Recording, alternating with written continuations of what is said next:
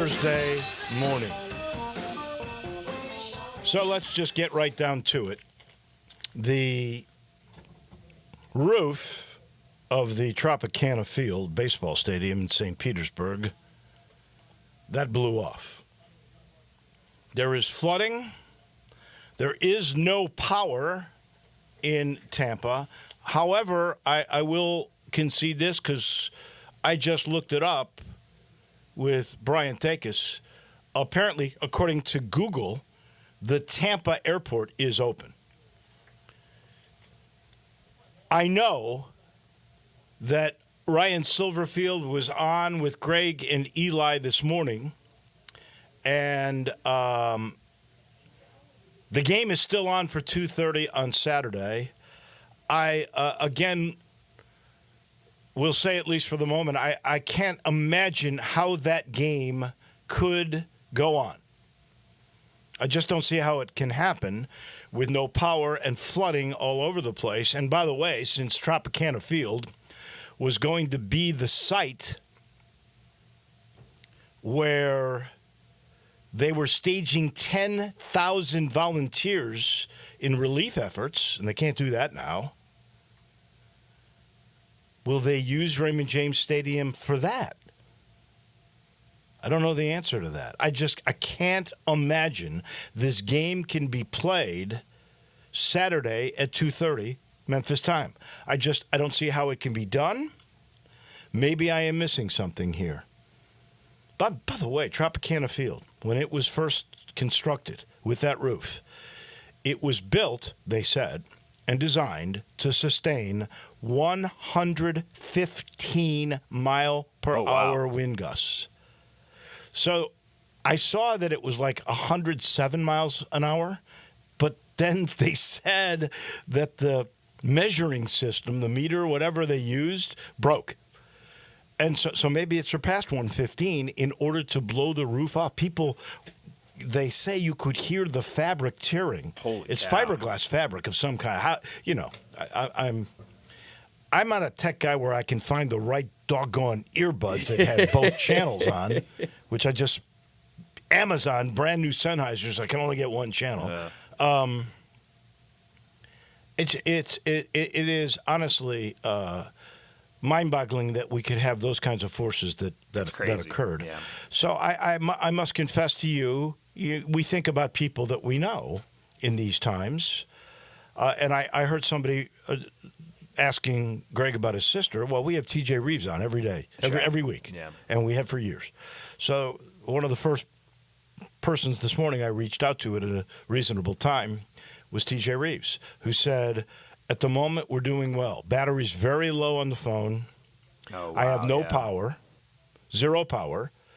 My dad's house, which is I'm if I remember correctly, I'm going to say, and I may be making this up, 5 to 7 miles away from TJ. Their house is flooded. There's a foot of water in the house. So you got no power. You got flooding all over the place. How in the world are you going to play a game? Who's going to come to this game? Right? Even if the airport's open, who's coming? Especially if there's no power. I know you can bring generators for the game, but what about the hotel? Who's preparing food for 125 people? Right. Come on. I just don't understand how this could possibly be the case. But we will find out. Speaking of power, not to be too punny, I'm trying to make this a little bit lighter. That was the theme for baseball yesterday. Sure was. The Mets and the Yankees. New York had a lot of power, right? Mm-hmm. You had Francisco Lindor, you had Giancarlo Stanton, and we got one team already in an LCS. That would be the New York Mets. Will they play the Padres or will they play the Phillies? Tim Doolin will be here at around 10:25. We're going to talk some baseball with our baseball guy today. Ron Higgins has the day off. Jarvis Greer is going to talk to us in just a couple of minutes, and then we'll end our day a little switcheroo because Pete Pranica's got a production meeting, his first broadcast of the year. The Grizzlies at home, preseason opener, and we'll talk with the TV voice of the Grizzlies, Pete Pranica, just about this year, this game, and everything, all the injuries already. Here's what I can't get over. We know because of injury, 4 Grizzlies 2 starters and 2 rotation players, prominent rotation players, are already out of the game, out of the preseason. No Vince Williams, no G.G. Jackson. Those are the rotation guys. No Ja, no Triple J. Come on, what's the deal? How unlucky can you get? Oh man, it's crazy. It is crazy. I mean, just watching it feels like, and obviously, I've talked about this with a lot of people. You hear the reports, and especially with Ja, it sounds like it's nothing and very minor. But it's just because of what last season was. Every time you see somebody go down, it feels like it's the end of the world, because you have those memories of last year and even a little bit the year before with Steven Adams. I don't know. It's just the most unlucky thing in history. It really and truly is. But we'll talk with our good friend Pete Pranica. He will now be at the bottom of the hour. So this is going to be a very interesting program for sure. And we'll start off with Jarvis and his thoughts on all of this. I know he and his wife were up watching the Storm late last night. I will say this to you. I was watching both baseball games, all the baseball games, kept going back and forth. Watched a little bit of the New Mexico State-Jacksonville State game. I forgot about Rich Rodriguez being at Jacksonville State. And New Mexico State's really bad. Did you see how mad he got? I mean, he's up 3 touchdowns at the half, and his players were acting like idiots.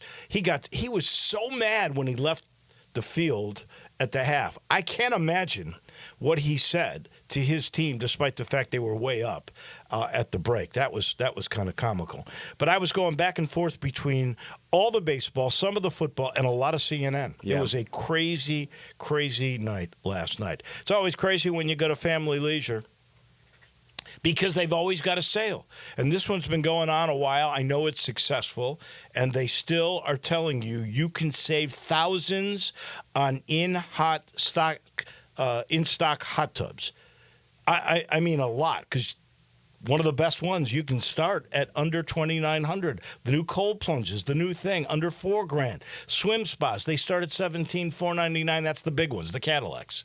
Those things have special financing available. All you got to do is get to I-40 and Whidden Road. Go check it out. Our good friends, Billy, Lindsay, the whole crew, they're all there. The place looks great, and the spa sale continues at Family Leisure. We will now head downtown. And our friend Jarvis Greer standing by. Busy night last night. We heard this morning, at least for the moment, the Tigers are leaving tomorrow. We have our meetings today at 11:30. The game with USF at Raymond James at the moment still on for 2:30 Central Time Saturday. I'm having a hard time buying that, but that's what's going on. Good morning. Hey, man, what's going on? How you doing today? Good. Your thoughts. Do you think we will actually play this game on Saturday? I do. And I'll tell you why. I just got off the elliptical, so just bear with me here for a second. Hello? Yeah, we're here. Wow, for some reason, my phone just went crazy. Hold on. All right. There, okay, I got you. Oh, you sound much better now, let me tell you. I don't know what you did. I don't know what happened. Here's what did you take it off speaker? Tell the truth. Yes, I did. That's what happened. So I could be with you one-on-one without the whole world knowing our secret conversation. There you go. Yeah. Yes, I do. And why do I believe that it'll be played? Yes, why? Okay. I think if it had been, well, first of all, Tampa basically got spared because at the last minute the Hurricane did a move to the south, and then it sucked for Sarasota, but it went through Sarasota, and Tampa survived the direct hit.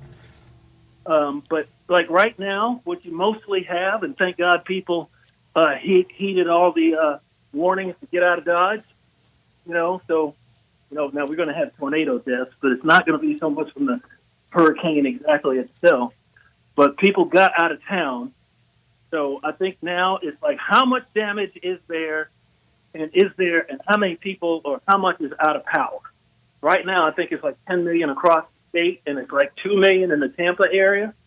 But now that the sun is up, they can survey the damage and, totally make a final determination as far as that's concerned.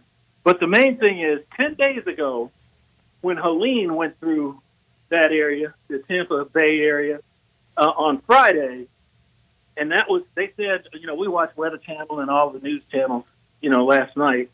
They were saying that the storm surge was not as bad, but the wind was worse with Helene. They played the game. The Bucs played in Raymond James Stadium that Sunday after the hurricane went through on Friday, and they had massive damage, but they still played the game. And so the deal is, when you have something like that going on, and TV plays a huge role in this because they need programming. They don't care where the game is played as long as it's played. But when you have that precedent of the NFL Bucs playing in their home stadium, Raymond James Stadium, where the Tigers will play Saturday, with the same basic length of time between the two games, the Bucs played at noon. Memphis will play at 2:30. I think that once they survey all the damage today, and there's not as much loss of life, thank God, and the wind damage was bad, but it wasn't horrible. I mean, it's all terrible, but it's not cataclysmic. I'll put it that way. They'll play. I respectfully will give you these reasons why I doubt your theory. Okay. There's flooding. There's no power. And you can bring generators for a game. I get that, for TV to do it. But what about the hotel where people are staying at? How about the preparation of food for 125 people? Well, and you're talking about a time frame that is so short. Now, could they move it to Sunday? I might buy that because, as you mentioned, they did play the NFL game after Helene. But I just know T.J. Reeves has no power. Talked to him, texted with him this morning. His dad's house is flooded, a foot of water in the house. So you got flooding still in the streets. And Raymond James may have to be the place that they put together the 10,000 people that were going to be at Tropicana because the roof blew off Tropicana in St. Pete. So I just think logistically, 2:30 Central Time Saturday, 3:30 Eastern, I just don't see how you could get that all together that quickly. Now, we'll see. We know that the team is preparing as if it's leaving. Oh, yeah. Although I'll say this to you, I have yet to see a travel itinerary from the U of M about tomorrow. So I'm not going to hold my breath on this. I think it would be really smart if they moved it to Sunday and played it in Memphis, to be honest with you. Oh, I think that would have been the optimum thing to do, like right off the jump when they saw this thing was going to be a monster while it was forming in the Gulf and in the direction it was headed. You'd think you'd be able to just go ahead and make that decision. But since this is a league game and USF wants a home game, they don't want to give it up. They're in the same boat as Memphis. They need a win, and they're actually a pretty good team. Their record is 2-3, but they played two top 10 teams on the road, Miami and Alabama. And they were in both of those games until, Miami blew them out. The last two games they played, Miami, they got blown out, and Tulane blew them out, 45-10. And the quarterback, who's really, really good, got hurt right in the Tulane game. So he's a game time decision from last what I heard for the game. And he is great. I mean, he threw for last year against Memphis in that 59-50 Tiger win. He threw for 356 yards. He threw for 5 touchdowns. And he ran for a touchdown. So this dude is, I don't want to say he's like second coming of Blake Horvath, but he was there before Horvath. Yeah, right. He can run and throw. He can throw and run, and he is very, very, very, very good. So, if you're playing a team that, look, their last two games against Alabama went deep into the fourth quarter. Bama had the lead on them this year by 3 going into the fourth quarter. Right. And and what was it, a 2-point game or a 1-score game at the half against Miami? They got blown out in the second half. So, they can play. And they want to play. Like I said, they're in the same boat as Memphis. They need to win because they were one of the teams picked at the top of the conference, in the preseason voting. And they were my pick as the scariest team to watch out for. Now, we didn't know that Navy was going to be as good as it is. Right. Navy may be one of the best teams in Well, college football. when it's all done. and Army, if you look at their scores, although I'm not sure they've really played anybody yet, but Yeah. they're pretty good too. Yeah. That Army Navy game could really be a crazy thing where they play for the championship of the American, and then the next week play an exhibition game that is the Army Navy game on CBS that they own all the rights to. I do want to get to one thing that occurred yesterday. Some people may be surprised because Taj Rael, the Tiger defensive back, who was really not much on their depth chart, but had been playing a lot the last few games, missed the first game, had played 4 games. He entered the portal yesterday. I'm almost surprised we haven't seen more of this, and I think we will in the future. And I think it's all about the NIL and money and guys thinking they can get a better deal. Taj Rael had played 4 games, right? That means he can get a redshirt year, which he still has. So he's decided to enter the portal because at least somebody has told him he can make more money somewhere else, preserve the year. And I don't know how much money he's already gotten from the U of M for this year. I know by rule, even if a kid enters the portal, his scholarship has to be honored for the whole year. Yeah, so that's right. that part is crazy. The leverage now, and this happens in life where the pendulum swings totally the other way. This is what's happened here. The way it works in college football now, until there is a structure, it's free agency, not just every year, but into a year, if you've only played 4 games, your leverage is amazing. You either get a better deal or enter the portal. We saw that happen with the quarterback at UNLV. Now we've seen it here with Taj Rael. And I also think this. He's played his 4 games. He can take the red shirt, jump into the portal. He's still got to go to school, so his scholarship's there, so he can keep his credit for wherever he wants to transfer in the future. But he gets another hit of NIL for another year, for a whole another year.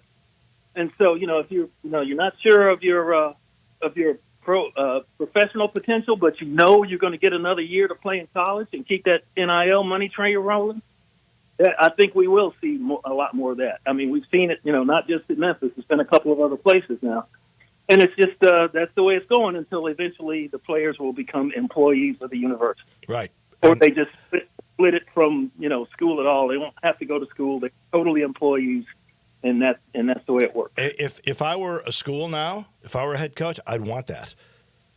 Because right now the way the structure is, it is totally leverage student athlete. Total. Well, yeah. If you go that way and they become employees, then you got contracts. Right. And so then you can't you're going to have someone for this one. You can't go for. You can't leave after 4 games. Right. Yeah. Absolutely. That's. And you get paid by the game. You're not getting all your money up front. You might get a bonus, signing bonus or whatever, but you're going to have to play each game the way they do it in the professional leagues to keep those checks coming. Right. Well, and if you if it were me trying to sign you to an NIL, it would also include a postseason clause where you got to play in a bowl game or a playoff, because I could imagine a great player going, you know what, we're in the playoffs, so that's great. Well, that was one of our goals, but I don't want to get hurt in this thing. I'm going to play against a really good player. I think I'll save myself for the NFL draft if it's past my 3rd year. Well, you can just look at what happened with Florida State last year. Oh, yeah. When that one quarterback went down and they didn't make the playoffs, everybody that was 15 worth anything 15, jumped out. Yeah. Now, would they have done that had they been in the playoff? Would they have opted out? We'll never know. I don't know. Yeah. Didn't somebody opt out? One of these teams here last year, they had a player opt out of a college football playoff game, I believe. Yeah. Because he was ready to get his pro career start. Real quick. And I'll go back. Let me hit one thing real quick. Yeah, sure. David Jones had the chance to come back, and he Tiger basketball player who's now in Philadelphia with the Sixers. He had a chance to come back, and he weighed that very, very seriously. He'd already played 5 years of college basketball. The same with our big guy that played with KD. You know what I'm talking about? Malcolm Dandridge, you talking about? No, not Malcolm. No, he was really, really good, the starter. Oh, Brown. Brown. No, not Brown. I'm talking about the one that's really good. He was going to come back for a sixth year, or it would have been a seventh year. Are you talking about the kid that transferred from Kansas State, Naquan Tomlin? No. And I can't think of his name. He was definitely out of it. He was a very beloved Tiger. He transferred in here from I forget the school, but he played 2 years, and it was the 1-2 punch of KD and him. He was the big guy, and KD was the little guy. Can't think of his name. But he wanted to come back, and Penny wanted him back because he wanted that extra year of NIL because he knew he wasn't going to go to the NBA. So he ends up playing overseas, but he was making a pretty good check here in NIL, and so that's the way it's going to be. Oh, you're talking DeAndre Williams. That's who you're talking. Yeah, about. DeAndre. Yeah, thank you. I just went blank on that. It just came to me, and I just went blank. Right. He wanted back, and they wouldn't let him in. That the is true. NCAA wouldn't let him. Yeah, Tigers wanted him, and would have paid him. Yeah, well, obviously, I think a great college basketball player right now can make the equivalent of what a two-way is. So, if you don't want to really start, if it's not critical to starting your career, then, for David Jones, unless David Jones gets cut from Philly because Lester Quinones is on that team now, then it was it was a tough move that Jones decided to go into the NBA because then he won't get that two-way, and he would have gotten the equivalent, I think, here for sure. Let me ask you really quick. We'll touch on the Grizz and preseason and stuff next week, but I wanted to mention got a game tonight against Charlotte here. Yeah. Because I think this is important. Nobody's mentioned this that I've heard yet. Verdi Sales and Michael Wilson, who had a 52-inch vertical jump, played for Southwest Tennessee. It might have been Shelby State back then. Played for them. Played for the Tigers. Played for the Harlem Globetrotters for years because his leaping ability was freakish. They are both in the Southwest Tennessee now Sports Hall of Fame. They absolutely belong in there. Verdi is in the Memphis Sports Hall of Fame. I'm pretty sure we got him in already. Yes, he is. Yeah, and you can't ask for a more deserving. They named the gym after him too. But these two, I'm so happy they're in.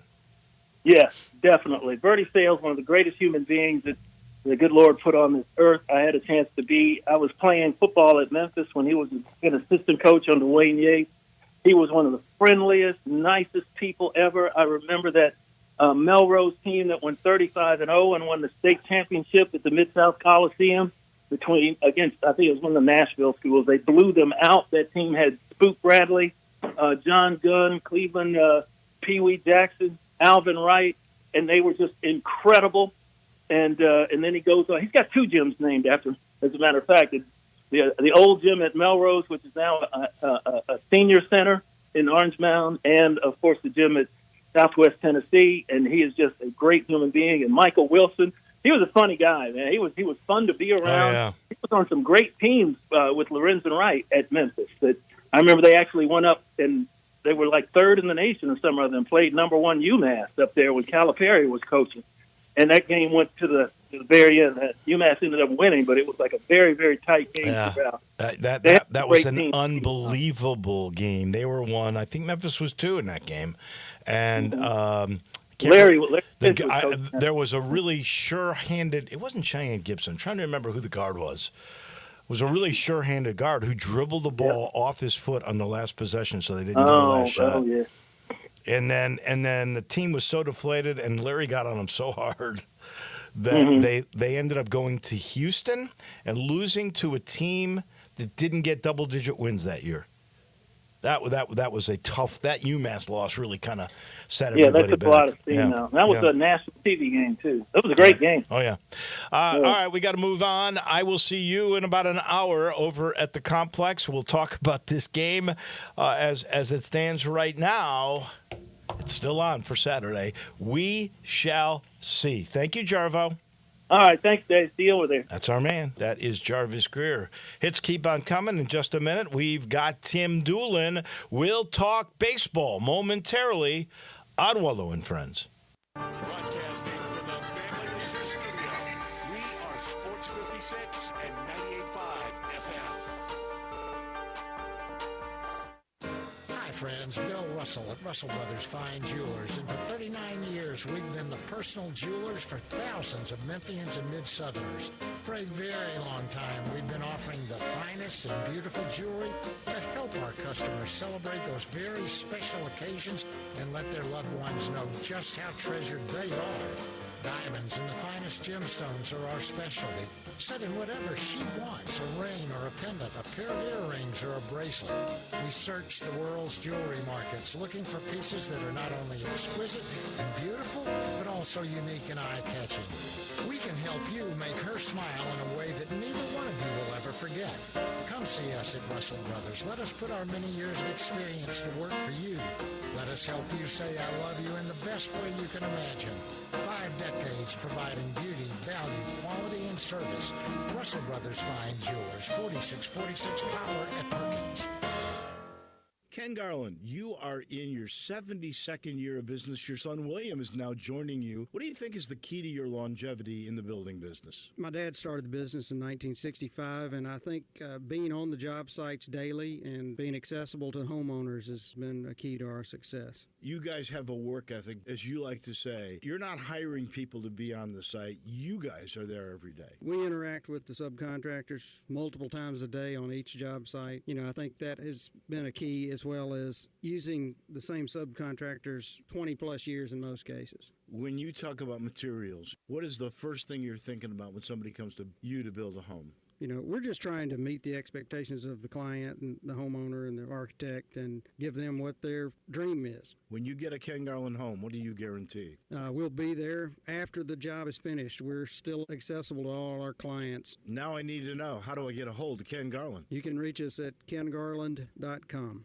Hungry for that delicious smash burger flavor? Dyer's Cafe is the original smash burger since 1912 and still smashing burgers in Collierville's historic town square. Come out for their lunch specials Monday through Friday, 11 to 2. Ask about their world-famous split dog and authentic Chicago or New York dog. Try the leaner side of Dyer's with a grilled chicken sandwich or freshly made salad. Also serving Lakes, Delta-raised catfish, Pasquale's tamales, and a customer favorite hand-breaded onion rings. Dyer's, serving world-famous burgers, dogs, and shakes in Collierville's historic town square. You're a contractor and you need concrete coating and supplies in Memphis fast, and you get this answer? I think we can order that stuff, but you're going to have to wait a few days for delivery. Why wait? Get your concrete coatings and supplies now at TSS Supply, where everything you need is in stock. If you're working in the tri-state Tennessee, Arkansas, Mississippi area, everything you need for concrete coating is at TSS Supply, 5665 East Rains Road, Memphis. TSS Supply specializes only in concrete coatings and supplies all in one place. If you're looking for a particular item, need large quantities, or just have general questions, call 901-729-0565, 729-0565, or you can email your question to Brad at tsssupply.com. The friendly, knowledgeable folks at TSS Supply have over 150 years combined experience in concrete coatings, materials, and supplies. Contractors, are you in town for a job or getting ready to do a job for a customer during their holiday shutdown? Then you should visit TSS Supply for your concrete coatings and supplies. Why wait for materials when TSS Supply has everything you need in stock and they can get it to you today or within 24 hours? TSS Supply, 5665 East Rains Road. What a great time of year. Football, basketball, baseball, golf, and home sales. Home sales? This is Sheldon Rosengarten with Mark's Bensdorf Realtors. And why did I throw in home sales at this time of year? Because I have sold homes on the day before Thanksgiving, Christmas Eve, and New Year's Day. Whether it's someone transferring in through a relocation network or someone just starting their home search, homes sell all year long, just like my golf game being bad, all year long. I may be called Mr. Three-Putt, but at least I'm consistent. If you or someone you know is thinking of selling, make sure and talk to 2 to 3 real estate brokers, but make sure I'm one of them. Find out how my highly successful strategic marketing program can get the winning score you need. Call me and find out why people often say when you want the job done, I'll Shell done. 483-0546 or MemphisRelocate.com. Go for that goal and call me. Shell Dunn at 483-0546 or MemphisRelocate.com. Ole Miss Rebel Yell is back. The Rebel Yell Hotline Radio Show is back on WHBQ Sports 56 and 98.5 FM. Every Monday night at 6, hear the latest news on your Ole Miss Rebels with Yancey Porter with 24/7 Sports, former Ole Miss defensive tackle Mike Fitzsimmons, Gordon Ford covering SEC Sports Call, and former Ole Miss baseball announcer Gary Darby. From kickoff to free throw to extra innings, your Ole Miss sports on the Rebel Yell Hotline Show right here Monday night at 6 on Sports 56, 560 AM and 98.5 FM. Your Mid Mid-South Sports Station. Now back to Wolo and Friends on Sports 56.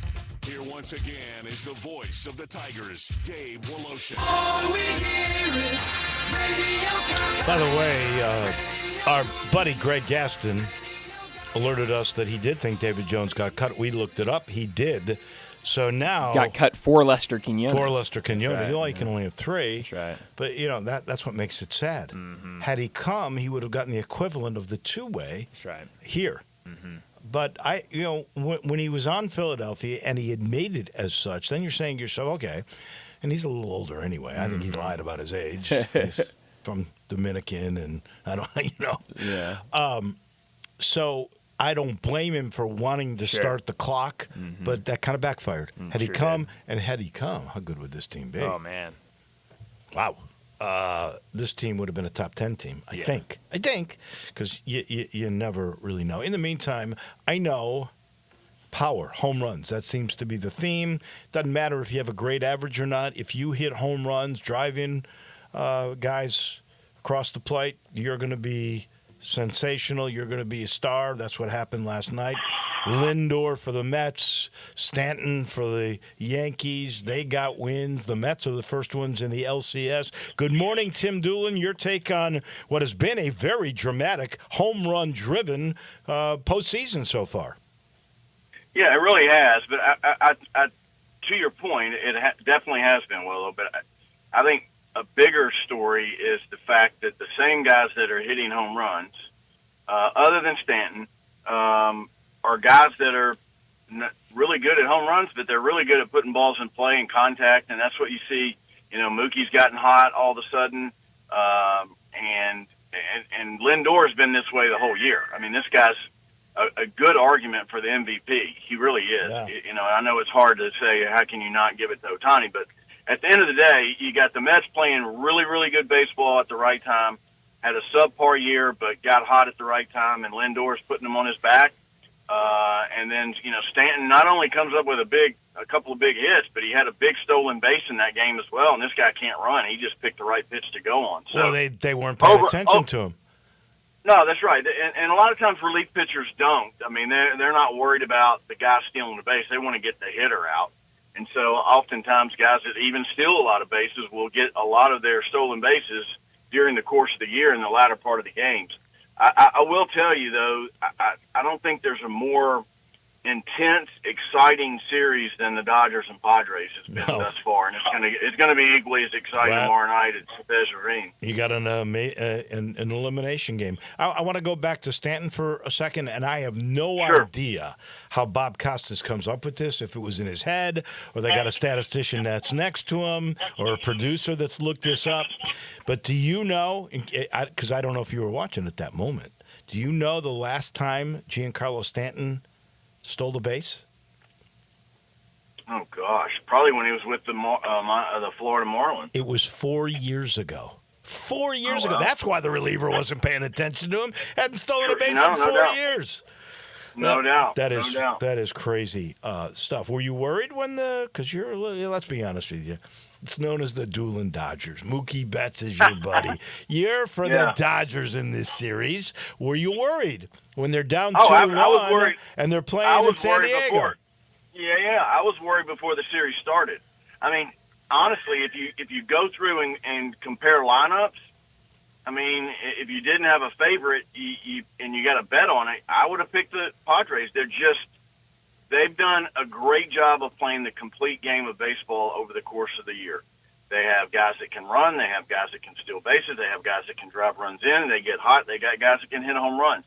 They have quality at-bats up and down that lineup to where it's not just sit and wait for a 3-run home run and with a lot of strikeouts. The Dodgers have done a great job, and I think Dave Roberts has done a great job considering how many injuries they've had, especially with their bullpen.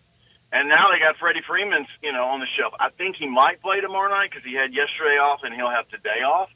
But he's probably operating on about 75% at best. So it's been a great series. But, yeah, the Padres have scared me when I knew they were matched up with the Dodgers. So before I ask you who wins that game, let me ask you this. Who matches up better with the New York Mets? I think either one of them. I really do. I think the depth of both the Dodgers and the Padres have an advantage over the Mets. But again, the Mets are playing probably the best baseball they've played all year, and there's something to say about that. It's not always. We've seen it. We've talked about it. Right. Who It's gets not out at always the the end? best team.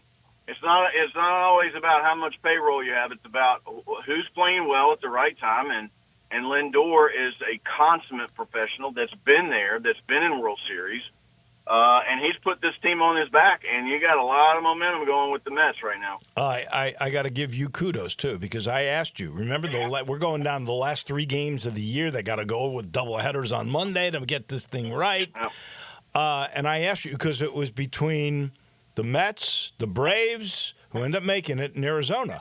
And you said Arizona would be the odd team out, and they are. And then the Mets have gotten hot. So that is crazy. So who wins that game, the Dodgers or the Padres? Golly, I mean, I want the Dodgers to win, obviously, but I don't know. It's kind of a pick 'em. I tell you what, I think is the key to this game is going to be who and what the Dodgers decide to do as far as who's starting. Last night they had a great game plan, and they Johnny Holstaffed it. They totally staffed it with relievers, and it worked. They've talked about this morning. Dave Roberts talked about possibly doing that again, or do they come back with the Japanese pitcher? I just don't know what they're going to do and how the matchups are. You know, the analytics department's going to beat it to death. They're going to say, "Oh, this is what we should do." At the end of the day, you got to go with some gut because you got the Padres they're on fire. I mean, they got guys 1 through 8 in their lineup that can do damage. So I think it's going to be a close game. I don't think it's going to be a blowout like last night was. I think it's going to be a really close game. And don't be surprised if Shohei has a great game because Mookie's hot now. They can't pitch around Shohei as much because Mookie's going to do damage, and he has. It's funny, Willow. They talk about his postseason woes over the last several years. I mean, if you go in and look at it, and they were talking about should he change his mechanics or this. First of all, you don't change your mechanics after playing a full season. Right. And if you go back and look, he's hitting a bunch of atom balls. I mean, he's hitting balls really hard right at them, and they're catching them. Sometimes Profar caught one and robbed him with a home run, or he'd have 4 home runs. So he's on fire. He's confident. And I think Shohei or he, but I think Shohei's going to have a big game tomorrow night. I think the Dodgers win. Okay, it'll be fun. I love watching Shohei. I think everybody does. That is for sure. In the American League, you mentioned pitching by committee. That's exactly what the Detroit Tigers did. They had 6 pitchers combined on a 3-0 shutout over the Guardians. They lead 2-1. They've had some pitching woes, but it looks like this new thing, which is basically based on analytics, where you go as hard as you can for an inning or an inning and a third, it's working out for the Tigers. Well, it is. The Tigers remind me a lot of the Mets. They got hot at the right time. And by the way, they're probably going to have the Cy Young winner with Skubal, and he's going to get to pitch twice. Right. And he has been unhittable, not just in the postseason, the entire year. So if I'm the Detroit Tigers, I got to feel really good about my chances of getting to the World Series, and that would be a great story. Yeah, he's like the first pitcher to have 2 shutouts in postseason, and I can't remember how long. I know it's been a long time. So you think Detroit wins that series? What about the Yankees and KC? Now they lead 2-1. Kansas City's got to win at home. I think the Yankees are going to win. I think they're just too much for the Royals. Although the Royals have had a great turnaround, they got some really good young players. But I got to think the Yankees are going to win that, and I think Detroit beats the Yankees to get to the World Series. So the American League Central had 3 teams in the playoffs, right? I believe so, yeah. So how much of that is that was such a great division, or how much of that was those 3 teams got to beat up on the worst team in the history of modern baseball in the Chicago White Sox? You make a good point. I think it's probably a combination of the two. Yeah. And they have a lot of those 3 teams have a lot of young players that have something to prove. Yeah. And they're playing at a high level of energy, and they got, like I said, they have something to prove. So I think it's a little bit of both, but that's a great point. Last thing, real quick, Tropicana Field, the roof blew off. It was built to sustain winds up to 115. Oh, my God. We know they were blowing at least 109, and I think the meter broke in St. Pete. No kidding. What do you think they do here? Do they just – because it looks like they could easily fix the roof, or is this going to be the real push? They're going to say, we got to find a new ballpark. I think you're going to have politics get into play about that topic. But at the end of the day, I mean, they can play without a roof in St. Pete. They could. That's true. So I think there's – look what they're doing at the Liberty Bowl. I mean, they're working at the stadium while we're playing. I mean, in and around it. So the construction has gotten so advanced with how they can work around it. I wouldn't be shocked to see. I think they're going to play next year, and they'll work on probably a schematic of how they can get the portion that they want to get done first to give them some coverage. But at the end of the day, I don't think it's going to disrupt them playing unless they had structural damage within the stadium, which I don't think they had. He's our baseball guy. That's Tim Doolin. We will talk with you about the LCSs in just a week. Sounds good, Will. Thank you. You got it. That's Tim Doolin on baseball. We take a break. When we come back, the TV voice of the Grizzlies, Pete Pranica, on tonight's exhibition game, his first broadcast of the year. It's Memphis and Charlotte and a whole lot more. He is right around the corner. Be sure to follow us at Sports 56 WHBQ on Twitter, Facebook, Instagram, and YouTube to watch live video of our shows, stay up to date with station events, and have chances to win prizes. Don't miss out on anything that's going on. Follow us at Sports 56 WHBQ. Rick's Powder Coating for a beautiful finish every time. Rick's Powder Coating specializes in automotive, ornamental, residential, and industrial coating. With 2 conveyor lines and the largest batch ovens in the Mid-South, Rick's can accommodate all of your powder coating needs.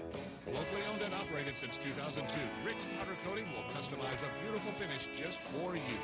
Drop by or call to see how Rick's Powder Coating can bring color to your life. 901-367-2771 or rickspowdercoating.com. To understand what makes Genesis Diamonds so different than other jewelry stores, you have to go back over 40 years to the diamond cutting capital of Tel Aviv, Israel. That's where Genesis owner Boaz Ramon grew up, in the center of the diamond universe. His connections with the best diamond cutters allowed him special access, giving rise to a thriving wholesale business here in the United States. Then, after a few years, this wholesaler changed the game and started selling these precious diamonds direct to the public at the same prices he had sold to the jewelry stores. The no middleman concept became an instant success. Today, Genesis Diamonds provides that extraordinary value to people right here in Middle Tennessee, leading the industry with the highest quality diamonds that still come straight from the best cutters, offered at the guaranteed best price of any jewelry store in America. Genesis Diamonds, a truly revolutionary concept with a unique history rooted in quality, committed to excellence, and always focused on value. Genesis Diamonds, luxury premium Rolexes, and Poplar Perkins Extended. If you need glass replaced, there's only one name you need to know. Binswanger Glass, the largest full-service glass company in the U.S. They've been an industry leader for over 145 years. For all your residential, commercial, or auto glass needs, Binswanger Glass is the name you need to know. 24-hour emergency service for all commercial customers, plus a nationwide warranty on all professionally installed glass. Visit Binswanger Glass in Midtown at 340 South Hollywood, across from the Liberty Bowl. Visit binswangerglass.com. Binswanger Glass. It's football season, and nothing goes better with Game Time Eats than chicken wings. It's a tradition like no other, but not just any wings. It's the seasoning that makes the chicken wing. And nobody does it better than the Crazy Coop at 7199 Stage Road, west of Appling, and soon coming to downtown Memphis. Over 32 mouth-watering secret sauces and counting, like the jalapeno cheddar and the barbecue bacon bourbon. And don't bother asking them for the secret recipes. No matter how large your tailgating is or the family at home, kick off your game day with Crazy Coop party packs plus special bulk prices. Visit crazycoopstage.com to customize your wings and sauces. Whole wings, boneless wings. Try the Crazy Hot Suicide if you dare. Add Parmesan fries and fried dill pickles, and don't forget the carrots and celery sticks. For the full menu, which includes juicy burger burgers, catfish fillets, chicken nuggies, and crazy kid meals, go to crazycoopstage.com. That's crazycoopstage.com. You'd be crazy not to visit the Coop.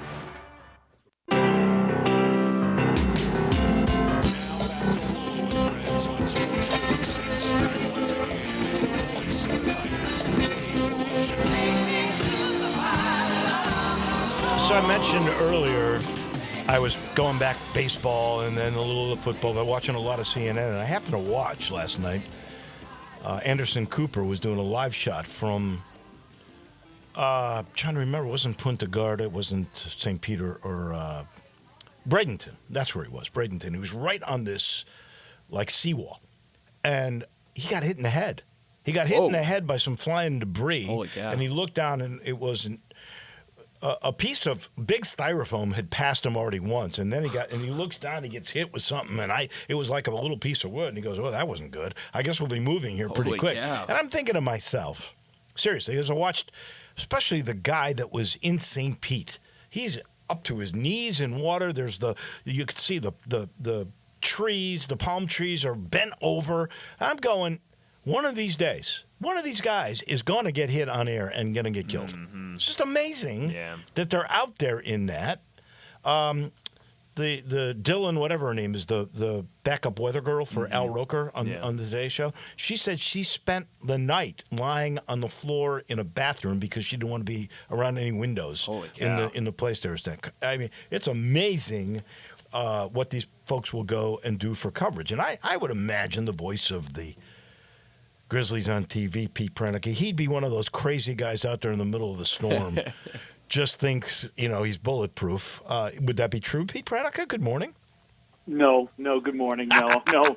Self-preservation is kind of important. Weather can be intriguing, but this is out and out dangerous, and it's literally a matter of life and death. So no, I'm not gonna be out there. I'm seriously amazed at. Obviously, the networks allow the risk that these guys are taking. Like, if I were a family member of Anderson Cooper, I'd be going, "Oh, you got hit. What are you, crazy? Mm-hmm. You're lucky that was a small piece of wood." Just right, exactly. Just ridiculous. All right, we get set for your first broadcast of the year with the Grizz, and I know you had your first production meeting of the year. So, what do you do differently for this year, if anything? I imagine the first production meeting really is important. After you're into your 60th game, I'm not sure they're so important based on my own experience. But is prep for that very first game a little different? Do you, even though you've been doing this for so many years, you get little butterflies in your stomach? What's going on? Well, the production call is a little shorter today because we don't have a pregame show. So we'll televise 3 preseason games. We'll have this game. We'll have the game at Indiana on Monday, and then the preseason finale on Friday the 18th against Miami. So we don't do a pregame show or a postgame show for that matter in the preseason. So really, it's actually a lot of our time in production meetings is about the pregame show because it's a half hour of live television, and there's a lot of stuff we have to decide.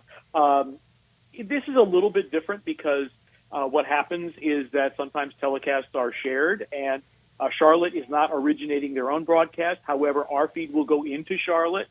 So I try to do a little bit more prep on Charlotte than I might if the game was just going here to Memphis. So that's probably the only change. But other than that, I mean, you just update the things that you had from the end of last season. And thankfully, the Grizzlies played Charlotte fairly late in the year last year. And I watched Charlotte's game against Miami. So, there's probably a little bit more time for storytelling. And spotters charts are going to be rather large because, teams have 20 guys on them. Right. It's interesting. I did not, and this could be my lack of tech savvy, but there was no coverage. I know it was on like Mavs.com or something, but you could not get the Mavericks game. How come there wasn't a feed from their game here in Memphis? I think that might have been a technical issue. The way that I watched the game was it was made available on League Pass if you signed up for a 7-day trial, which you could of course cancel. And I watched it by logging on to Prime Video, Amazon Prime Video, Yeah, right. which carries League Pass, and so I signed up for the trial, and so I was able to watch the game. And this was one that League Pass did not black out in Memphis because Memphis wasn't originating their own telecast. It's a whole different world now because the Mavericks are one of the teams that left the Valley Diamond umbrella to go out on their own, and they didn't even put that pregame show over the air. They just put it on their website. So it was a very I spent a good portion of my day trying to explain to people how they might be able to watch the game. That was the big project of the day. And are you disciplined enough now that you will cancel that in 7 days? Yeah, I will. You see, I couldn't do that. I'd forget. Then I'd be stuck with that thing, and half of them get blocked out because of originating broadcasts. So that's all right. I just can't get over this. 2 starters, 2 guys that were going to be rotation players. One of them could have been really important. Actually, both, but G.G. Jackson in particular. So no John, no Triple J, no Williams, no Jackson. That's Triple G.G. That's kind of crazy already, isn't it? It is. The thing with Jaren, it's very minor, and they're going to be cautious with it. John, I mean, okay, I know a lot of people are upset about all the injuries. The ball hits him in the ankle, and he turns an ankle. I mean, that's a freak. I have never seen that. I've never seen that either. And it's like Marcus Smart. When the Grizzlies go to Dallas, weird things happen. I mean, Kyrie Irving chops down on Marcus's hand and breaks his finger. So, again, these are minor things. Will they play again in the preseason? I don't know. Job basically has been downplaying it, and I would like to think that the Grizzlies are going to try if it's medically possible to get these guys to play, because you're trying to install a new offense, and you only had a 3-day training camp, and so if you can't get these guys on the court, then that means you're going to go into Utah on opening night, and it could be like an extension of the preseason because these guys haven't been able to be on the floor. We'll see what happens. These are minor injuries. They're not major issues, but they come at a time when you'd really like to get some synergy and you'd like to get some cohesion with this basketball team. I saw the general managers each year, they do a survey. I guess it's anonymous. They don't say who they are, but it's the GMs. And they picked the Grizz to make the playoffs. Everybody else has them like down 9 or 10 or even worse. I can't imagine this team doesn't finish in the top 6 in the West.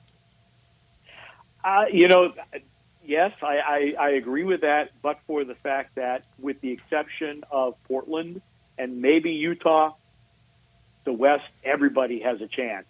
And so it's going to make getting in the top 6 a very heavy lift for anybody, let alone the Grizzlies, because you're going to have a Western Conference where everybody's going to beat up on everybody. And every game in the West is going to be super important, and which makes your games actually in the East even more important, because you got to make some hay if you can against that conference, because the West is going to be so incredibly tough when you look at it, because maybe this is the year that when Wembanyama and Chris Paul they get things figured out in San Antonio. Again, Utah and Portland are probably the only 2 teams that don't really seem to factor into this, but Utah's not a bad team, and the Grizzlies haven't had much success going to Utah the last couple of years. So I can see where there would be doubters about the Grizzlies. I understand that, but I think they're overlooking this team, and you had Desmond Bane for 41 games. You had John Morant for 9 games. I mean, you had Marcus Smart for a couple dozen games. So I think this is the biggest question mark, I think, in the NBA is what are the Grizzlies going to be, because there's very little data to support any conclusion. We got a little interesting storyline here in camp, and that is this little guy from Japan, Yuki Kawamura. I hope I'm pronouncing that correctly. What's your impression of this guy? Well, I mean, he's going to play his butt off, and he would like to see if he could get a 2-way deal with the Grizzlies, and that would be a great thing for him to pursue his NBA dream. If he doesn't get a two-way deal, I could see him going back to Japan, where he could make quite a lot of money. But it's an opportunity for him. Seems to be very popular with his teammates. He's an energy guy. Obviously, he's a little fella. He's about my size, 5'7", 5'8". But without John Morant, we'll probably see a lot of him tonight, along with Scottie Pippen Jr. So I'm intrigued to see him, in game action in person. And there's a very large Japanese media contingent that was at camp in Nashville, and they're continuing to follow him. And our games are being shown in Japan. Wow. And a good friend of mine, Ryo Onishi, who was my interpreter when I went to Tokyo a few years ago, he's doing color commentary, and they're carrying Grizzlies games over there in Japan because of him. So That's crazy. I'll be intrigued to see him. I saw he has like 600,000 followers on some social media outlet. And you mentioned make a lot of money. Does the Japanese Basketball League pay a whole bunch?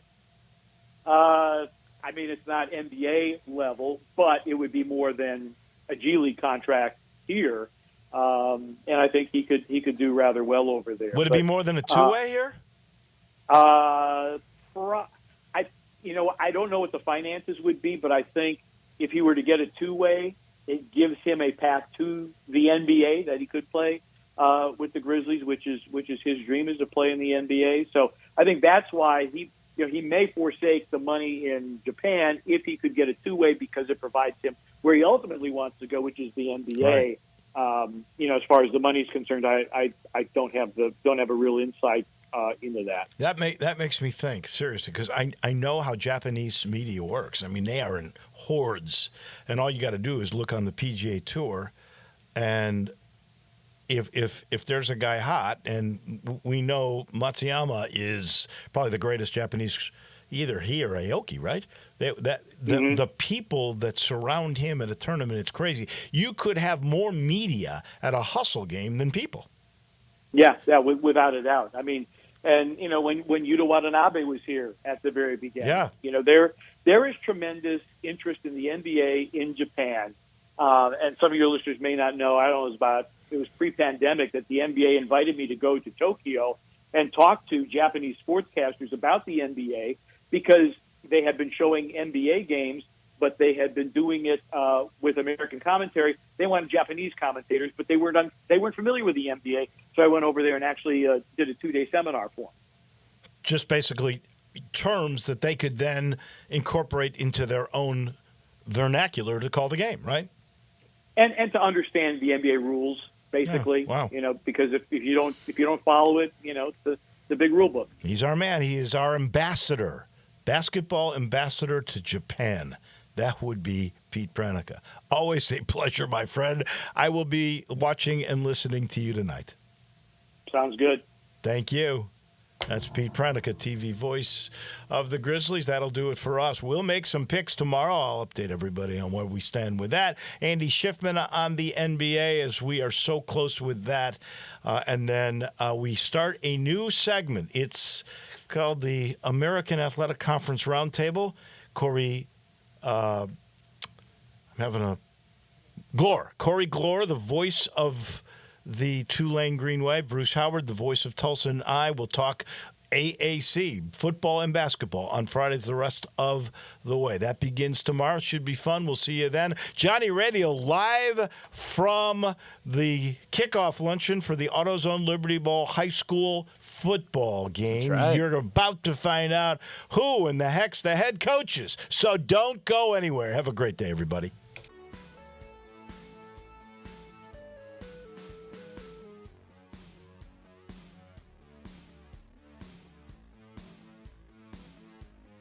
Summer may be over, but yard work, it goes on.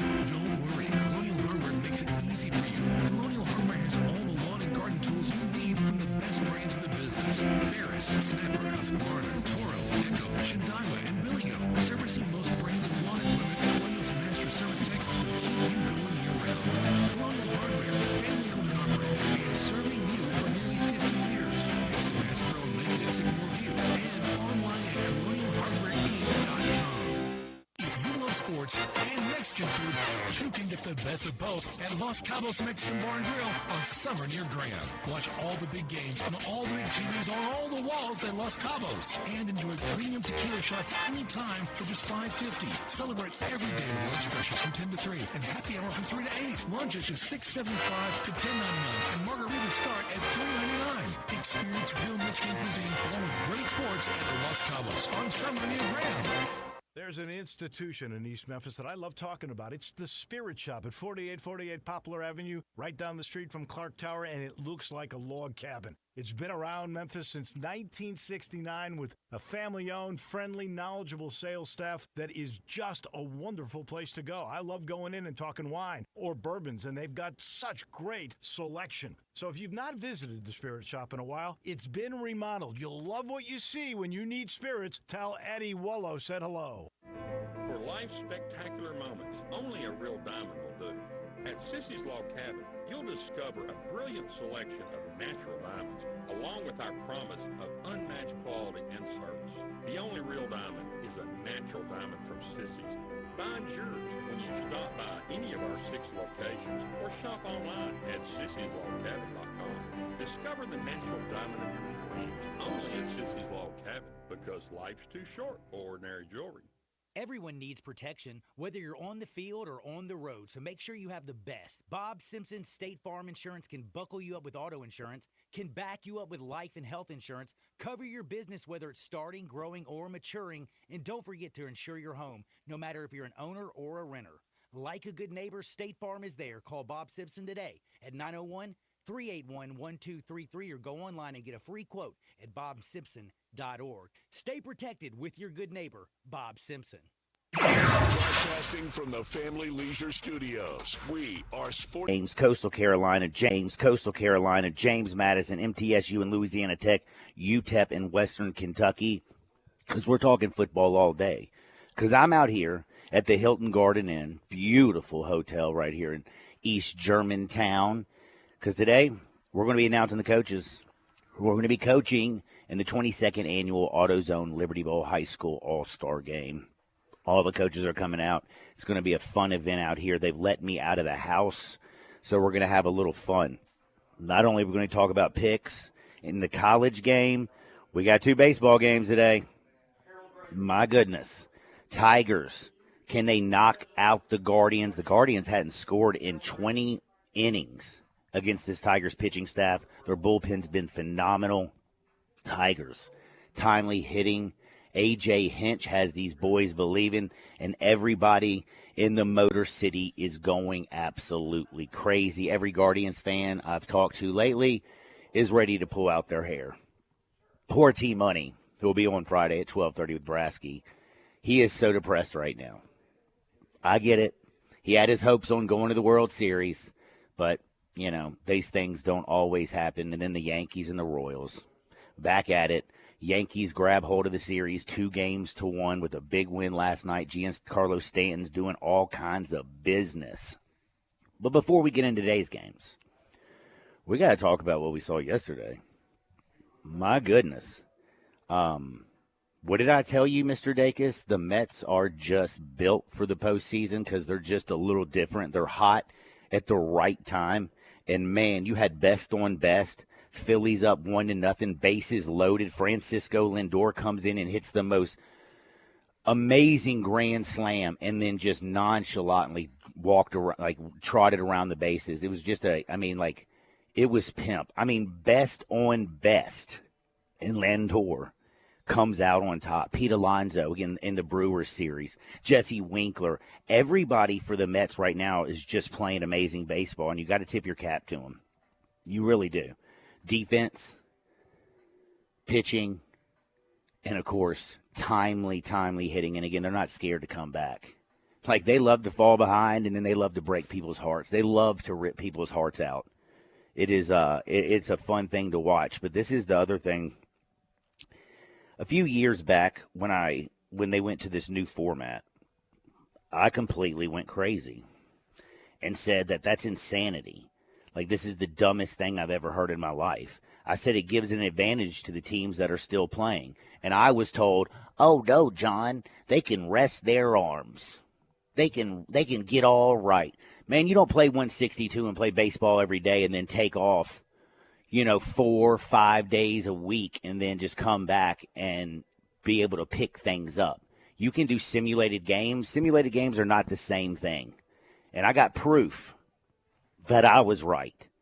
Because since the new format in 2022, there are 0 wins with the teams that get the bye. 0 series wins. 0. The 6th seed has made more World Series than the top seeds. You had the Phillies in 2022. You had last year the Arizona Diamondbacks.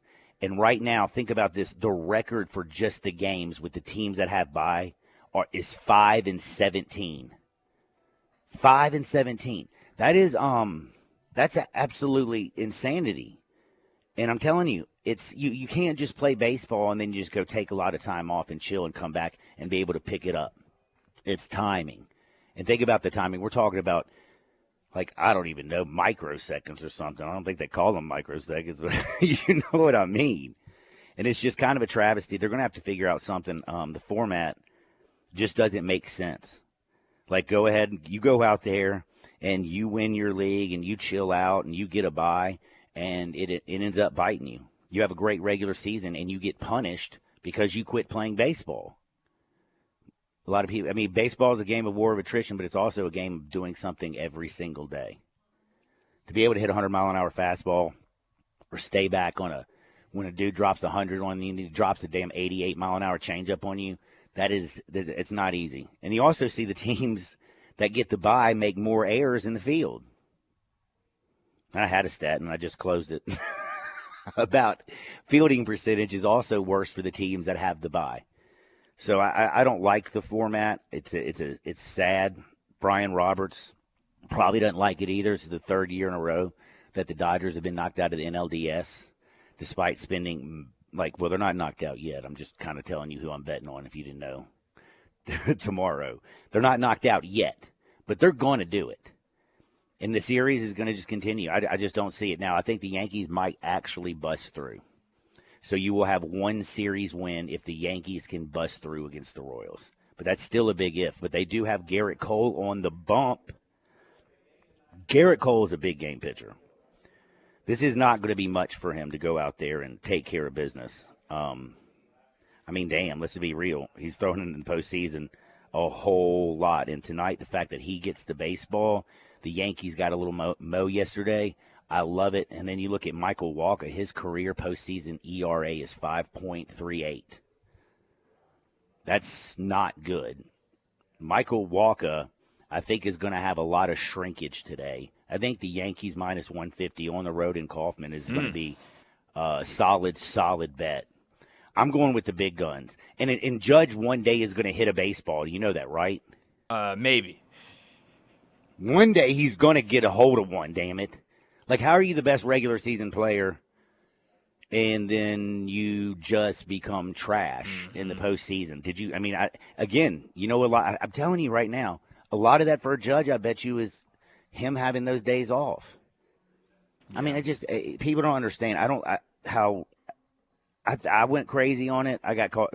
Many people said I was an idiot, overreacting. But now if you look at the numbers, again, so far, 0 series win. Can the Yankees be the first one to break through? I think they can. One of them's got to win eventually. You know what I'm saying? Every once in a while, a squirrel finds a nut. Even a blind squirrel finds a nut, I think it's to say. So I think the Yankees got that. And then the Tigers, Guardians, we'll talk about our bets at the very, very end of the show. Now, the other things that we have besides just talking about that series is the Dodgers and the Padres. Dylan Cease. Yikes. That was not a good performance. Mm-mm. And the Padres, by the way, I don't know if you realize this, they were scoring machines. Padres scored 5 runs in Game 1, 10 runs in Game 2, 6 runs in Game 3, and then put up a goose egg in Game 4 against the bullpen. Now, everybody and their grandmother pitched, and they pitched extremely well yesterday. The Dodgers came out there and threw out 8 pitchers.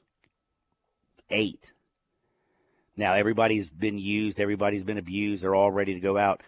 What are the Dodgers going to do And who are they going to start? That's the big decision on Friday. Who are the Dodgers going to go with? Yu Darvish is pitching for the Padres. You know that. And I don't know if you know, Yu Darvish was onions. Did you see how sick he was in game 1? Mm-hmm. I mean, my goodness. Or it was game 2, actually. That's right. He was, game 3. Which game did he Which one pitch? was it, John? I mean, geez. I can't remember. No, it's got to be earlier in the It series. It was. But all I know is he went out there and he dominated. And I'm going to tell you right now, I'm trusting Darvish over anybody that the Dodgers try to throw out there, and we still don't know who it's going to be. In the Guardians-Tigers series, by the way, do you have a feel on that one? Because the Tigers haven't announced who they're going to pitch today, and they go at 5:08. Are we getting a bullpen day from the Tigers? I doubt it. I just think they're just trying to wait and see what they want to do. I mean, they just played yesterday. Now you're in a big spot. Do you try to go for the win and get it done with? Do you maybe throw somebody and try to save somebody for the next game and try to go all out on that one? I think they're just trying to decide. Well, they better decide Darvish quickly. was game 2. Darvish was game 2, and he went out there and he was onions. And I just feel like he's going to do the damn same thing. He's a big game pitcher as well. Tanner Bigby's going to start things off for the Guardians today. We'll find out who the Tigers are going to throw. So we can't give you who our bets are on that one, but I already feel like I'm taking 100% the Padres tomorrow. 100%, even though they let me down. By the way, how did you like my plays yesterday? I took the under, John, in that Tigers game that you said. So. Got that one easy. Right. Detroit also got there with my parlay. I pounded the Mets like you wouldn't believe, like a big dog. Yeah, I didn't do that. And then I laid off the Yankees and the Royals game, and I'm so glad I did because I was going to take the Royals, and I would have had my heart broken. That's right. I would have been like, no. But also did lose the Padres last night, but not nearly as bad as that was just one loss. It was a very, very good day. But we got gambling today. We got the coaches who are going to join us today at 11:45. We have C.J. Marshall. He's the head coach at Bolton High School. He's going to be coaching the All-Star game. We have Ed Kirkendall. He is the head coach of – dang, I kind of forgot now. I think Sheffield. Oh, there, I found it. Man, look at me, man, on top of my game today. Head coach at Sheffield. So we have Ed Kirkendall, head coach at Sheffield. He's going to be coaching the AutoZone, 22nd Annual AutoZone Liberty Bowl game. Again, this has been going over, obviously, for more than 2 decades. It's a hell of a tradition.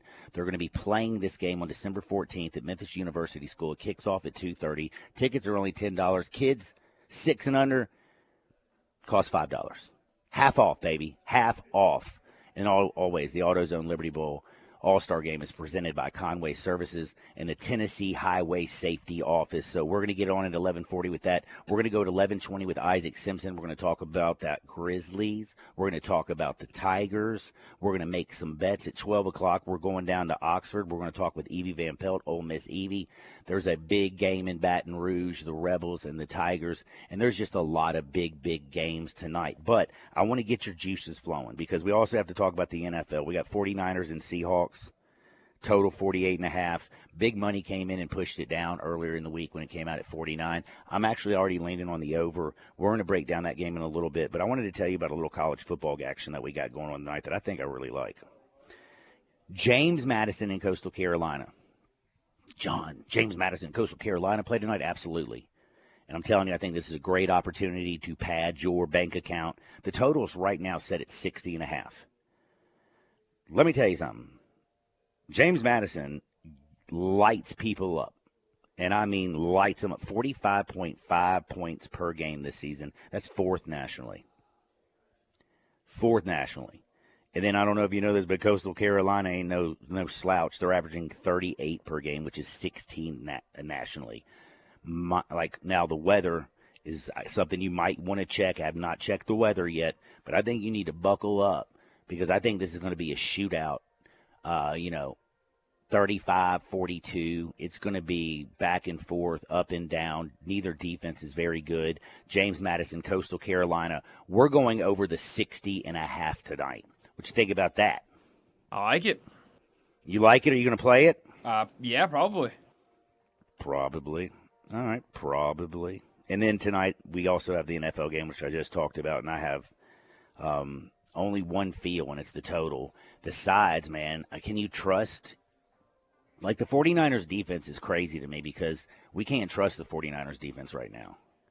And I just don't understand how that all happened. Again, Kyler Murray threw out the most cold-blooded thing I've ever seen. He threw the deuces from 45 out and skated right through the San Francisco defense for a touchdown. The Rams in the fourth quarter. And by the way, what is it? Arizona, they were up 10 in the fourth quarter. They lost the game to Arizona. They were up 10 in the fourth quarter against the Rams, lost the games to the Rams. Minnesota just kind of took care of business. But that's what Minnesota's been doing. I mean, that game, remember, Minnesota was beating them, I think, 20-7 going into the fourth quarter. And then they made it look kind of like a close game by coming back and scoring it like 10 late.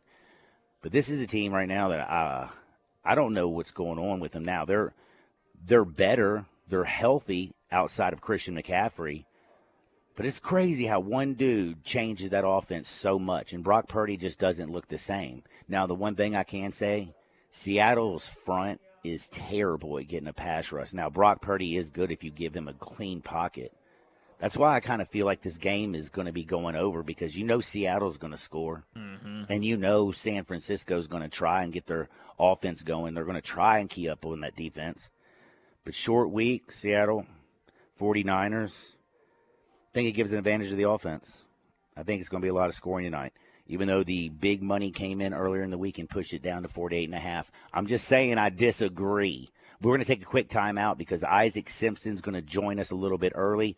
We're going to talk with him on the other side. Don't forget, at 11:45, we got Ed Kirkendall, C.J. Marshall, and they're going to join us because Ed Kirkendall is going to be head coach for the red team in the All-Star game. He coaches at Sheffield. C.J. Marshall is going to be the head coach of the blue team, and he coaches out in Bolton. They're at 11:45, 12 Evie Van Pelt, 12:30 Hardenwood, and then we're gambling at the end of the show around 12:45, 12:50. Don't you dare touch the dial. We're back into Shake Sports 56, 98.5 FM. Be sure to follow us at Sports 56 WHBQ on Twitter, Facebook, Instagram, and YouTube to watch live video of our shows. Stay up to date with station events and have chances to win prizes. Don't miss out on anything that's going on. Follow us at Sports 56 WHBQ. At Jason's Deli, when you're dining in or picking up curbside, you can expect wholesome food and no surprises. Just delicious sandwiches, crisp salads, and quick quality meals made with the freshest ingredients and no artificial trans fats, MSG, high fructose corn syrup, or artificial colors and dyes. Around here, a lot of thought goes into what we put into our food and what we take out of it. Because you're not just taking the bite, you're getting a taste of who we are. New items are constantly being created to expand our menu for all tastes and special diets with vegan and gluten-free options available. Convenience and on-time delivery you can count on. It's just a click away at jasonsdeli.com. So whether you need to feed 5 people or 5,000, the team at Jason's Deli, they have the credentials and the commitment to keep you satisfied. Freshness is nearby at Jason's Deli locations at Ridgeway in the Parkplace Center, Poplar in Highland, Germantown Road in Cordova, and on Goodman Road in Highland Branch. Jason's Deli is wholesome food and no surprises. So you need to sell your house? I have the solution. Call 901-406-1101. That's 901-406-1101. Call my buddy Bill and I buy houses. Any house, any area, as is. It's literally as simple as that. Just pick up your phone. Call 901-406-1101. That's 901-406-1101. Call my buddy Bill and I buy houses. Guaranteed to close in 5 days. If you need to sell your house fast, call Bill at 901-406-1101. That's Bill and I buy houses. Don't do it. Don't do what? Don't do another Halloween spot for Central Barbecue. But it's October. Doing a Halloween spot for Central Barbecue is a tradition. But it doesn't make it a good thing. Nothing else happens in October. Baseball? Not if you're a Cardinals fan. What else you got? National Candy Corn Day. No Central Barbecue connection. Fair point. How about Make a Difference Day? That's to encourage people to do something constructive for the world. And going to Central Barbecue isn't? I'm telling you, it's got to be Halloween. There's no other choice, I guess. Hey, Zeke. Yeah? This year, give the kiddies ribs on Halloween. They love that. Seriously, next year, something new. Kevin Kugler here from Westwood One. Join me along with Super Bowl player and head coach Ron Rivera for Thursday Night Football this week when Geno Smith and the Seahawks host Brock Purdy and the San Francisco 49ers. It's Seattle's first NFC West game of the season, while the 49ers are looking for their first division win in 3 tries. Don't miss any of the action coming up on Thursday Night Football. Right here on Sports 56. All right, gentlemen, this is Emmitt Smith on behalf of Depend, and I've got the perfect plan. Run straight to your doctor's office for a life-changing gift, because when prostate cancer is caught early, it's up to 99% treatable, and one blood test might be all it takes. And now through November, Depend is donating to the Prostate Cancer Foundation for select purchases. Talk about a great plan.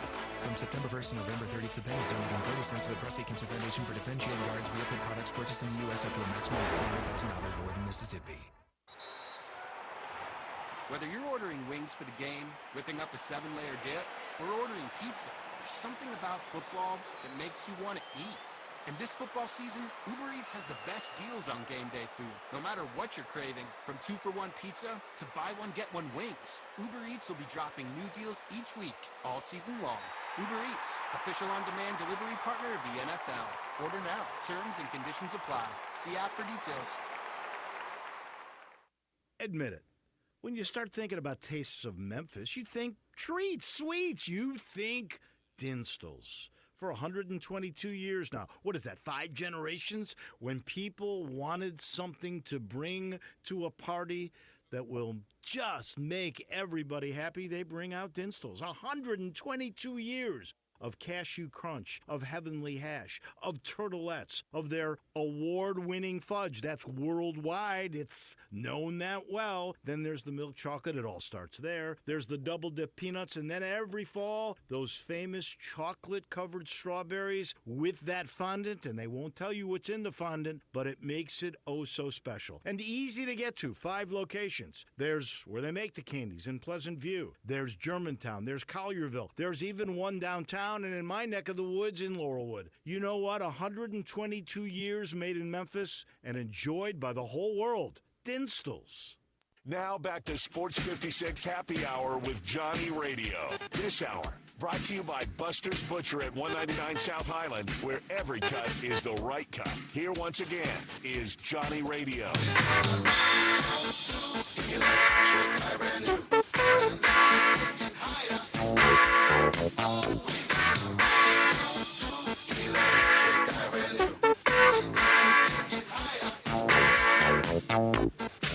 Welcome back to a little Sports 56 Happy Hour. I'm your buddy Johnny Radio. It's a Thirsty Thursday, and you know what you need to do. That means you got to head over to Buster's Butcher and Buster's Liquor Store right there at Poplar and Highland. Why? Because you can get your thirst on when you go into the liquor store. I love Tito's. Tito's, the best vodka in the whole wide world. You can go in there. They got a wide variety of almost everything you can think of. Then you go next door and you get the most unbelievable curated selection of quality meats, cheeses, prepared foods, and so much more. Their skilled butchers are so experienced. They're also chefs. They can help you with anything, and they cut everything to order. Buster's is just different. And when you're tailgating and the weather is perfect like this, stop on by Buster's and make sure that your tailgating experience is taken to the next level. I'm out here chilling at the Hilton Garden Inn out here in Germantown. Beautiful hotel. And why are we out here today? Because today we're going to be talking. There's going to be a little awards action, and we are introducing to you to the coaches. It's the 22nd annual AutoZone Liberty Bowl High School All-Star Game. It's December 14th at Memphis University School. Kickoff at 2:30, $10 tickets. If you're 6 or under, it's only $5. Come on out there and join us. We got C.J. Marshall, who's the head coach of Bolton. He's going to coach the blue team. You got Ed Kirkendall, head coach of Sheffield. He's going to coach the red team. We got so many other wonderful coaches that are going to be joining them as assistants. I'll give you a little snippet of all these wonderful gentlemen out here who are doing wonderful things for high school football. But we also got to talk a little bit tonight. I don't know if you know this. FedEx Forum's going to be bumping. You know who's in the house tonight? The Grizzlies. Grizzlies are playing the Hornets. First preseason game at the crib. I know we're not going to see John Morant after that ankle situation. I do know that they put a line out But I know I'm not gambling on preseason basketball. Memphis minus 2.5, total 220.5. Don't touch it. Don't even thinking about touch it. Don't even think about thinking about touching it. But go down there and enjoy the Forum. If you have some tickets, might go watch a little action. But if not, head on home and watch baseball all day, NFL, and 3 college football games. But right now, I'm going to give you one of my favorite bets of the weekend. Listen to me here. This is serious. I got a whole thing. I was thinking about David Cobb, what he said about flying cross country and how teams go from the East all the way to the West are right now 1-7. Well, what about a team that flies across country 3 straight weeks in a row from one coast to all the way to the East Coast, all the way to the West Coast, all the way back to the East Coast, all the way back to the West Coast? I mean, that sounds terrible. You know what team that is? That's the Cal Golden Bears. Pittsburgh is -3 against Cal. This is Cal's 3rd cross-country trip in just a month. And it comes off the heels of last Saturday's just gut-wrenching, heartbreaking, devastating loss to the Miami Hurricanes 39-38 when Cam Ward brought them back from something that I thought was impossible. He rallied them, man. It was 35-10. And then all of a sudden, bing, bang, boom, people go crazy. And I like Justin Wilcox. I mean, he's got a tall order, though, right now. And I'm going to tell you, this Pitt crew, man, they come to play. I watched them play against West Virginia. I was very impressed with them. I'm telling you right now, Pitt -3. Cal can't get up again after that devastating loss. And how many times can these kids log 4,000 miles? Each flight. That's why we're going with Pitt. Another game that I'm really interested in, I've already said this, and this is where we break the rules. 1-7 so far, East Coast teams going to the West Coast. Penn State goes out to see the Trojans. Now, I think the Trojans are very lucky that they beat LSU early in the season. I don't think this is a very good football team. Their offensive line's not great. Miller Moss is in his, he's not. I mean, hell, y'all realize that the number 1 pick in the NFL draft last year lost the last 5 games of the year for USC? Lincoln Riley he just doesn't have the juice. He can get quarterbacks, but he can't build an entire team. USC lost to Minnesota. And I think Penn State goes out there and just physically shows USC, hey, welcome to the Big Ten. And I think James Franklin and them boys go run right down their throat, take Penn State -4. And then this is one that you're going to think that it all has to do with my little heart because I like Ole Miss. LSU, now I will admit, not many teams go down into Red Stick on a Saturday night as a favorite and come out with a victory. I mean, leaving Louisiana with a dub is a hard thing to do in the daylight, let alone the nighttime. I really, really do, though, love Ole Miss. Now, everybody's saying, well, LSU's coming off a bye. So, Chip Kelly's still their coach. You think he fixed their defense? Harold Perkins isn't playing. You know that, right? He's their best defensive player. Ole Miss. Walter Nolan finally showed up. I think them boys get right. They let right against South Carolina. They look much better. I think Kentucky was a big wake-up call. I think they go down there to Death Valley and get that dub. And I think they cover the 3.5 because I think LSU's defense is absolutely terrible. And that's crazy to say. Somewhere out there, Marcus Spears is out there rolling his head. I mean, there's so many great defensive players. The Honey Badgers, what happened to LSU? How come this defense is terrible? Man, I don't know, but I'm going to tell you right now, I don't believe in them, and I do believe in Ole Miss. Now, Florida +16 over Tennessee. Does that number feel have you watched Tennessee lately? Nico Iamaleava looks more like Joe Milton the last couple games. I'm worried about this team. I was singing their praises. I was dancing. I was like, oh, my gosh, this Tennessee team is legit. You know what Josh Heupel's going to do with this quarterback? Remember what he did with everybody's favorite hooker? That's Hendon Hooker. Man, he had that man throwing the ball all over the yard. But this Tennessee team, Their last, look at what they've done. They scored 14 points. Only 14 points in Fayetteville. They got 25 against Oklahoma, and the second half they really geared down and are just playing a different type of ball. Like Josh Heupel likes to go fast. Josh Heupel likes to score. Right now he's trying to refresh his defense. I don't know if he's changing his philosophy, but then I look at, earlier in the year and I'm like, man, they scored 69 against Chattanooga. They did beat NC State 51-10.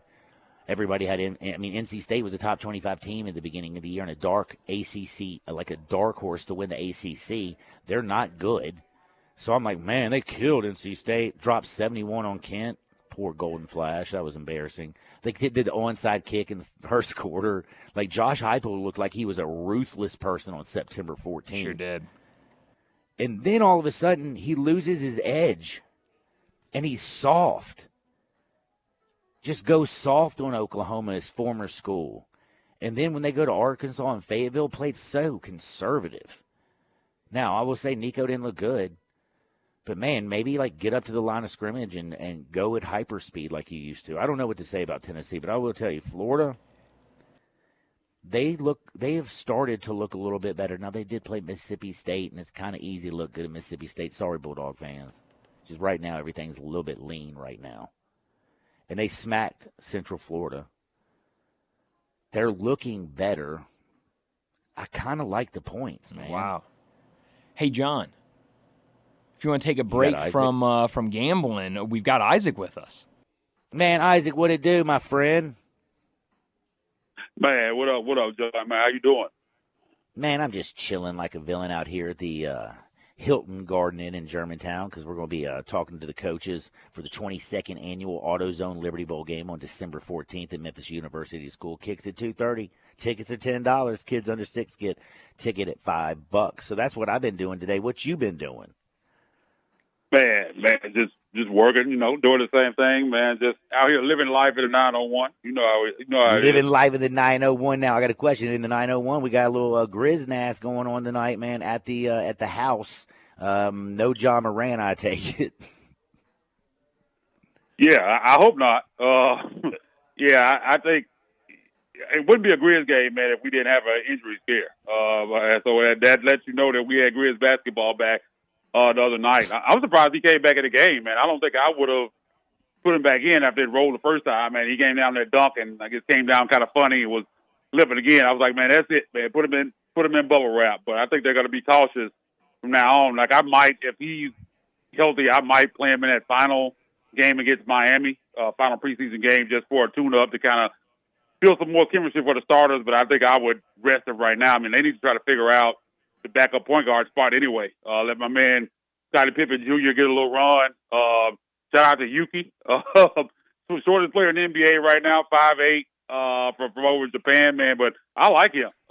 He's 5'8", but he's feisty, man. He goes out there and guards. He finds a way to stay in front of his man. So he's a unique player that can really shoot. So it'll be interesting to see what happens with him because he's kind of like a international superstar. So I don't think he's going to take a two-way deal or anything. I think it's probably he makes a team or he's going back overseas. But I think he leaves too much money on his table to go down to South Haven. But, yeah, man, Grizz basketball is back. I like some of the things that I saw the other night. The offense, they look faster. There's a lot more motion in offense. They brought in a lot of brand new coaching staff, and you can see that right off the bat, the multiple actions with an offense. They'd always finish a lot of those shots, but they were creating really, really good looks. It was good to see Brandon Clark back out there. He's getting to the floater. He's out there knocking down threes. Zach Edey, I still feel like I think they need to feed him more. I don't think they utilize him enough offensively, and that's something that I kind of foreshadowed back in summer league that I had a feeling that they might do this. They don't need to turn him into Steven Adams where he's just tip backs and lobs off a rebound. You can actually throw the ball into the post, man. He can score. I mean, you saw it one time in the game. They finally got into him, and he had that little half hook. I mean, just easy, and that's easy money all night long. So, man, it's exciting, man. I like what I've seen from this team, man. Get a couple pieces back and just knock on wood, burn some sage around FedEx Forum or something, man. Get these injuries dealt with. I think this team's going to be pretty good. Man, I just hope everybody, like this is the one thing. like you said, and it's like, man, like it wouldn't be Grizzlies without a health scare. I mean, Tripp's already injured right now. Gigi, Vince. I'm like, please, Ja. Like that did kind of scare the hell out of me when he came back in. Though it made me feel better. And then Taylor Jenkins' comments. I feel pretty comfortable things are going to go forward. But I got to flip gears, man.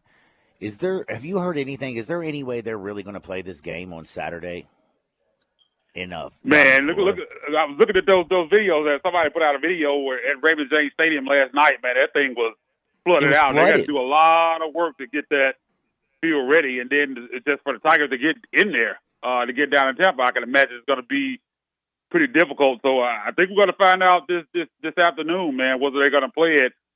I think for USF, I'm sure they don't really care whether they play it or not. I think the Tigers really want to play the game because there's really no makeup time. If they don't play it, the game is probably going to get canceled because they don't have any open dates, and unless the only time that they could play it was if either USF is not going to the championship game, but if Memphis doesn't go to the championship game, they could play it then. But at that point, I mean, it doesn't really matter.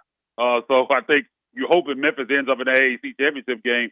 So for Memphis' sake, I mean, I'm sure they hope the game gets played. I mean, Ryan Silverfield said this morning, I think on Sports 56, that as far as they know, the game is still a go. They're still going to play the game, but we'll see. I don't know, man. It's going to take a lot of work to get that field ready, man. That's just a lot of logistical issues that I don't know if they can overcome. I wish they could have moved the game to Memphis, but I guess that wasn't really on the table. It was kind of speculated, but nobody that really never materialized. The thing that doesn't make sense to me is literally, how is it that the most obvious solution to the problem is ignored? I don't understand that. I mean, I never understand this. It's just like they never have any contingency plans in place for these type of things. Like they've known this weather situation was happening for a week, and I just don't understand why you wait till the last minute to kind of make these decisions. You think they'd be more proactive instead of reactive when it comes to these type of situations, but it always seems like it comes down to the last minute and they have to try to make some quick forced decision. I don't understand it because it's not like this was a surprise or anything. All right, got to ask you one NFL question. How are you doing, my friend? NFL Cowboys, Lions. Your Cowboys got right last week, pulled it out late, broke my heart. Ain't gonna lie to you, man. I had Pittsburgh. I was loaded, brother. I was dancing. I was like, get this, stop them on fourth down. And then I just sat there and was like, cried a little bit, buried my soul in some Tito's. But tonight, not tonight, this weekend, you have Dallas and Detroit. Detroit, man, Jared Goff was perfect last time we saw him. Cowboys got right against Pittsburgh at the very end, even though Dak threw some interceptions. What do you think about that game? Lions are a 3.5 point favorite on the road. Yeah, I think that number is too low. I think that line should be higher than that. I'm still not buying it. I think it was a nice win on the road, but I think Pittsburgh is kind of, and the same thing with the Giants, is kind of a team that they can compete with because they're all teams that struggle offensively. Like Dallas can't really finish drives, and Pittsburgh is not great. The defense is really good, but they can't score either. And the same thing with the Giants. So I think they were just able to kind of stay in those games, a lower scoring game, and end up pulling it out. I don't think that's going to be the case with Detroit. And we still got some injuries along the offensive line. I think Hutchinson and that defense is going to really get after Dak in that game, and I don't know if they can score enough points because I think you got to probably get up into the 30s probably to win that football game, and I just don't know if this offense right now, even though we saw Rico Dowdle, he got off a little bit in that game against Pittsburgh, but I don't know if that's something that's going to be sustainable because in the running game is a big issue with this football team right now because you have to be able to run the football to set up the pass. They're just, and you even saw it in that game. The more your quarterback throws, the more opportunities there is for him to turn it over and drop back and fumble. And we saw a few turnovers in that game. They're relying on Dak too much. Like he's having to throw the football too much. And against a team like Detroit that can put points on the board, I just don't know in a race like that, points race, I don't know if they can keep up. I just can't see them putting up 30 points or more to try to beat this team. So I'm still not buying the Kool-Aid. Yeah, no, we're 3-2. It's kind of amazing that they're 3-2 right now, but they're still banged up, man. I don't think I just don't know if they have the firepower to beat Detroit right now. What you got coming down the pipe over at Ethos Grizzlies with the NBA season rocking and rolling? Yeah, man, we're definitely going to be dropping some stuff next week. So go over to Ethos Grizzlies. Definitely check that out. We're definitely, man, I'm excited, man, to have Grizz basketball back. I think it's going to be a really good year, man. Just like I said earlier, man, just hope we can find a way to stay healthy. I think that's the big issue with this team right now, because last year was just so tough. I mean, it's good to have some hope again, because it just felt so negative last season, and you just knew that there was no hope of the playoffs or anything like that. We just hoping for a draft pick. This time, man, it's time to get some get back. A lot of teams, they got some receipts on a lot of things that people said about Job. Sure, he's ready to go. So I'm just excited to have actual hope again for this basketball team. He is Isaac Simpson. Follow him at Isaac__NBA. That's at Isaac _NBA. Don't forget to check out Ethos Grizzlies at Ethos Grizzlies on the Twitter. And Isaac, you do me a favor, enjoy all the sports. We got baseball, we got football, we got it all going on right now, and the NBA's in full swing. So have some fun, my friend. Will do, man. Talk to you next week. That's my buddy, Isaac Simpson. I'm going to take a quick time out because I got C.J. Marshall, Ed Kirkendall. They're going to join me next. I'm out here at the Hilton Garden Inn. We're going to be announcing the teams and the coaches and all that good stuff for the 22nd annual AutoZone Liberty Bowl game, which is going to be played on December 14th at the Memphis University School. Kickoff at 2:30. Tickets $10, kids under 6. Get it for $5. Back into Shake Sports 56, 98.5 FM. Broadcasting from the Family Leisure Studio, we are Sports 56 and 98.5 FM. Welcome to the Rendezvous. This is John Vergas. When my dad started the Rendezvous in 1948, I don't think anyone could have imagined we'd still be serving shoulder, cheese plates, and our world-famous dry rub ribs 75 years later. But we are still here in the basement, in an alley in downtown Memphis. We sincerely thank you for making the Rendezvous what it is today. Charlie Vergas Rendezvous, a legendary experience for over 75 years, whether you dine in, pick up, or ship across the country. Guns, guns, and more guns. Over 700 firearms in stock. Home defense guns, old guns, new guns, used guns, big guns, little guns. Every gun you can think of, Classic Arms has them. All brands like Glock, SIG, Colt, Ruger, Smith & Wesson, Browning, Beretta, Benelli, Remington, Winchester, and more. Guaranteed lowest prices in town. Only gun importer in the Mid-South. Free gun inspections and appraisals and free bore sighting for the upcoming deer season. Shop online at ClassicArmsofMemphis.com or visit Classic Arms at 1740 Germantown Parkway behind Quicky's Barbecue in Cordova. Jenkins Floors and More invites you to their retail warehouse where they pass wholesale savings on to you. Jenkins Floors in Little Rock, Cleveland, Mississippi, and now open in Horn Lake at 2356 West Goodman Road. Specializing in flooring and carpeting, tile, plantation shutters, and blinds, Jenkins makes your life easy with a 2-week turnaround. Contractors, builders, or family projects, call 662-469-9350 for a free estimate. Owners Timmy and Rebecca Jenkins say hello to Sports 56 fans and look forward to your business. Wash your house, wash your office building? Impossible! Not if you call Wilson's Pro Wash. Your house, fence, driveway, warehouse, store, hotel, even cars and trucks can all be squeaky clean and beautiful after pressure washing by Wilson's Pro Wash. Wilson's specializes in cleaning all hard surfaces, concrete, stone, brick, and mortar, even wood and vinyl siding. Then Wilson's can seal their surfaces so they stay looking brand new. Call Wilson's Pro Wash, 901-524-6799, or online at wilsonsprowash.com.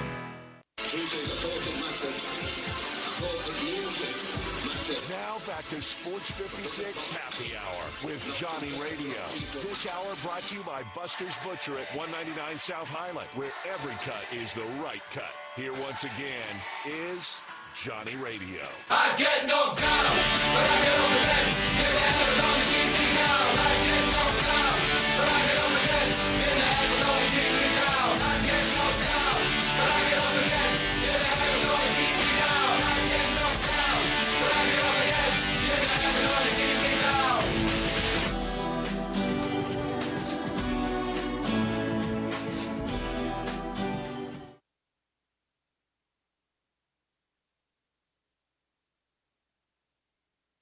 Admit it. When you start thinking about tastes of Memphis, you think treats, sweets. You think Dinstall's. for 122 years now. What is that, 5 generations? When people wanted something to bring to a party that will just make everybody happy, they bring out Dinstall's. 122 years of Cashew Crunch, of Heavenly Hash, of Turtlettes, of their award-winning fudge. That's worldwide. It's known that well. Then there's the milk chocolate. It all starts there. There's the double dip peanuts. And then every fall, those famous chocolate-covered strawberries with that fondant. And they won't tell you what's in the fondant, but it makes it oh so special. And easy to get to. 5 locations. There's where they make the candies in Pleasant View. There's Germantown. There's Collierville. There's even one downtown. And in my neck of the woods in Laurelwood. You know what? 122 years made in Memphis and enjoyed by the whole world. Dinstall's.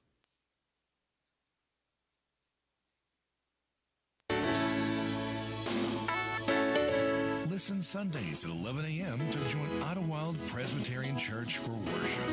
Idlewild is a PCUSA church located in Midtown Memphis. Do you know one of the best things you can do for your employees or family's health? Provide Arctic Clear bottled water. Arctic Clear bottled water is your locally owned and operated bottled water provider. Arctic Clear is 100% natural spring water with free delivery and setup, dependable service, and no long-term contracts. What an easy choice. Call Jeff Manus today at 901-382-2363 or visit arctic-clear.com. Arctic Clear bottled water. Call now 382-2363. That's 382-2363.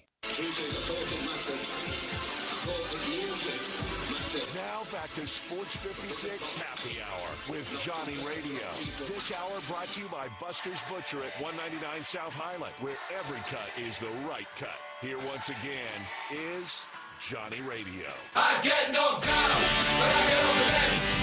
Welcome back to a little Sports 56 Happy Hour. I'm your buddy Johnny Radio. It's a thirsty Thursday out here. You know that we thirsting for some baseball today. We got 3 college football games. We got a little NFL action with Seahawks and 49ers. But I'm out here at the Hilton Garden Inns chilling because we're talking about the 22nd annual AutoZone Liberty Bowl High School All-Star Game. It's December 14th at Memphis University School. Kickoff at 2:30. Get your tickets. They're only $10. If your kids are 6 or under, it's only $5. And we got the head coach of Bolton High School, C.J. Marshall. He took over a program that was 0-10 the previous season.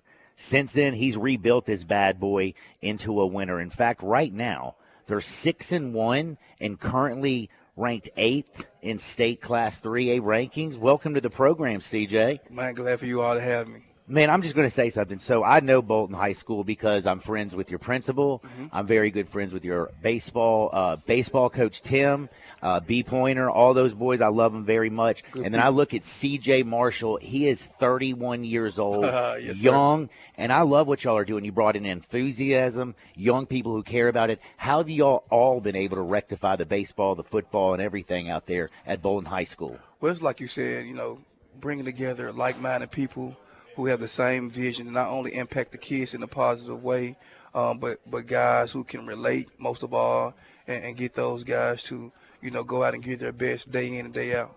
Now, is it sometimes you just have to go out there? It's not necessarily the X's and O's. Sometimes it's picking these kids up and make them believe that they can go out there and achieve what it is that they need to do on the field to get those W's. Oh yeah, most definitely. Like you said, it's not always about the X's and O's, especially with the type of kids we deal with on a day-to-day basis. Being able to relate, as I stated before, being able to motivate as well.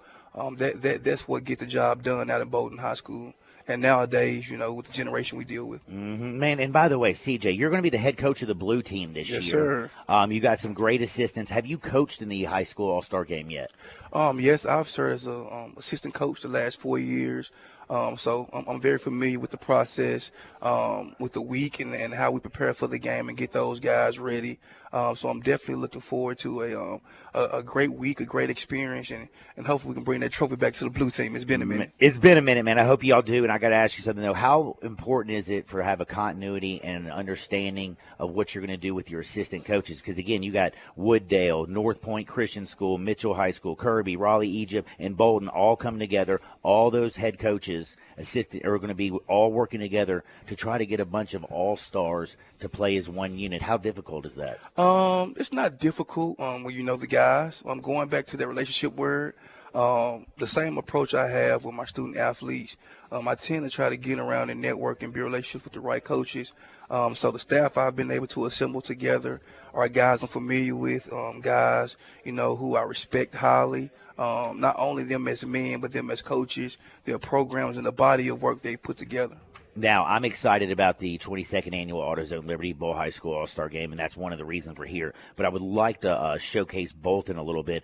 How is it that you have gone in such a short period of time, literally 0-10, to right now you're ranked 8th in the state in the Class 3A? Yes, sir. How is that? Rolling my sleeves up, putting in the dirty work. I graduated from Bolton High School in 2011. So you have passion for Bolton? Yeah, I definitely have passion for Bolton. It's familiar territory for me. So it's one of those deals where when I initially decided to take the job, a lot of people couldn't understand why I would at the time. Again, the program was 0-10. They were threatening to close the school down. But again, being an alumni, I felt like I had to do something. So when the opportunity presented itself, I feel like I was the guy for the job. Going in, I knew it would start off as an uphill battle, but it was definitely a battle I was conditioned for. And now you see the hard work and dedication pay off. Yeah, like I said, I have a great group of guys around me with my staff. Those guys have been committed since day one coming in, whether it be painting the field, cutting the field. Working on that field. I know Tim tells me all the time how much work he puts in over there on that baseball team. Yeah. So I know they are putting in the work. The other thing I wanted to ask you, when you go and get the head job out there at Bolton High School, you're 0-10. How hard was it to get you a staff of people that you love and you respect to come out there and believe in your vision? It was work in progress. When I first started, I'll be honest, a lot of people looked at it a little side-eye. Oh, most definitely. I had guys who were willing to come, and I also had some guys, who I had to be willing to take at the time to be my help. Then over the years, I was able to coach up the coaches, create a culture that attracted more coaches. And like I said, now you have the staff I have now. Most of my staff have been with me at least 3+ years. So it's my 6th year. So again, we've all done the work. It's not just been me. I cannot take all the credit. I have a great group of guys who work alongside me, and the guys just buy into not only my vision, my dream and goals for the program, but my assistant coaches as well. It's like, it kind of just reminds me, sometimes when you take over a program like that, you got to say, it's not about the results, it's about the process. Right. We keep putting in the work, we keep believing those positive results will show up. Most definitely. And you've done that out at Bolton High School. CJ, I just got to say, man, mad respect. Good luck this year. Thank you. I really, really appreciate it. And it was a pleasure to meet you. And when Likewise. you see your principal and your baseball coach, you tell them Johnny Radio said what up. I will. Go Blue. Go Blue. We're going to take a quick timeout because I'm going to take a little 1-minute timeout because Ed Kirkendall, he's the head coach over at Sheffield. He's been coaching the opposite team. He's coaching the red team. Again, the 22nd annual AutoZone Liberty Bowl High School All-Star Game. It is kicking off at 2:30, December 14th at Memphis University School, and tickets are only $10, $5 if you're 6 and under. And I'm talking about this is all the talent. The best of the best of the best coming together, local high school stars and coaches getting together with the AutoZone Liberty Bowl and out there at Memphis University School, and it's a fun event. So whatever you do, don't touch the dial. Ed Kirkendall is on the other side. Sports 56, 98.5 FM. We are real sports talk. Sports 56 WHBQ. Available on your radio dial at 560 AM and 98.5 FM, as well as around the world online at sports56whbq.com. Take us with you everywhere by downloading the Sports 56 app. And at home, just say, Alexa, play Sports 56. Wherever you are, stay tuned in to real sports talk. Sports 56 and 98.5 FM. Do you know one of the best things you can do for your employees or family's health? Provide Arctic Clear bottled water. Arctic Clear bottled water is your locally owned and operated bottled water provider. Arctic Clear is 100% natural spring water with free delivery and setup, dependable service, and no long-term contracts. What an easy choice. Call Jeff Manus today, 901-382-2363, or visit arctic-clear.com. Arctic Clear bottled water. Call now, 382-2363. That's 832-2363. So you need to sell your house? I have the solution. Call 901-406-1101. That's 901-406-1101. Call my buddy Bill and I buy houses. Any house, any area, as is. It's literally as simple as that. Just pick up your phone, call 901-406-1101. That's 901-406-1101. Call my buddy Bill and I buy houses. Guaranteed to close in 5 days. If you need to sell your house fast, call Bill at 901-406-1101. That's Bill at I Buy Houses. Now back to Sports 56 Happy Hour with Johnny Radio. This hour brought to you by Buster's Butcher at 199 South Highland, where every cut is the right cut. Here once again is Johnny Radio. I get no down, but I get over that. Welcome back to a little Sports 56 Happy Hour. I'm your buddy Johnny Radio. It's a thirsty Thursday. I'm out of the cage, baby. I'm at the Hilton Garden Inn, and it's beautiful. Hanging out with some wonderful people. It's the 22nd annual AutoZone Liberty Bowl High School All-Star Game that we're getting ready to be prepared for. It's going December 14th at 2:30. They're kicking that bad boy off at Memphis University School. Tickets are only $10. If you're 6 and under, they're only $5, and you're going to see the best talent from all the high school. You're going to see the best talent from all the coaches, all in one place, saying a big goodbye to all these wonderful athletes as they end the season. Now, I'm here with Ed Kirkendall. He's the head coach of Sheffield High School. He's in his 7th season as head coach. And let me just tell you something. When he took over, man, let me tell you something. When he took over, it was a little bit rough. I noticed early on, it was about, a little 500 record. In the last 4 years, you've gone 26-13 after that rough start. How is it that you grabbed Sheffield and picked it up by its bootstraps and turned it into a winner? It took a lot of praying, but just grinding. My coaching staff done a great job of building relationships with players and preaching our standard and what we believe in, and guys bought in. They stayed, they believed in me, and we've been rock and rolling ever since. Rocking and rolling is definitely putting it. You're in the Dandy Dozen, aren't you? Daily Memphis, I saw you at 12 today when I looked at Dandy Dozen up. 12th in the rankings right now in the Dandy Dozen, 4-2 on the season. You're also a 3-time Coach of the Year honoree, huh? Yes, that's what they say. That's what they say? Hey, it looks good. I'm telling you, that's some serious street cred with all them coaches in there. I know that. Now, I got to ask you, you've been part of the AutoZone Liberty Bowl High School All-Star Game for, I believe, 3 seasons. Is that right? Yes, sir. Now, you've never been the head coach. Mm-hmm. How important is it to assemble a staff that you can go out there, and because you have a short period of time to get these guys right, you're the head guy. How do you assemble that staff? What's your process? It's relationship and guys that I build rapport with. In this game, it's a coaching tree, a coaching family, and so I believe in family, and so I know that it was a new guy that I knew, and Coach Chubb from MUS that he does an amazing job, and so that's the only coach that I really just didn't know, but him covering the All-Star game and being so helpful to me, and I remembered it, and so I just wanted to show gratitude towards him. And the other guys I have on my staff, Sid Miller, I've been knowing Sid Miller literally all my life.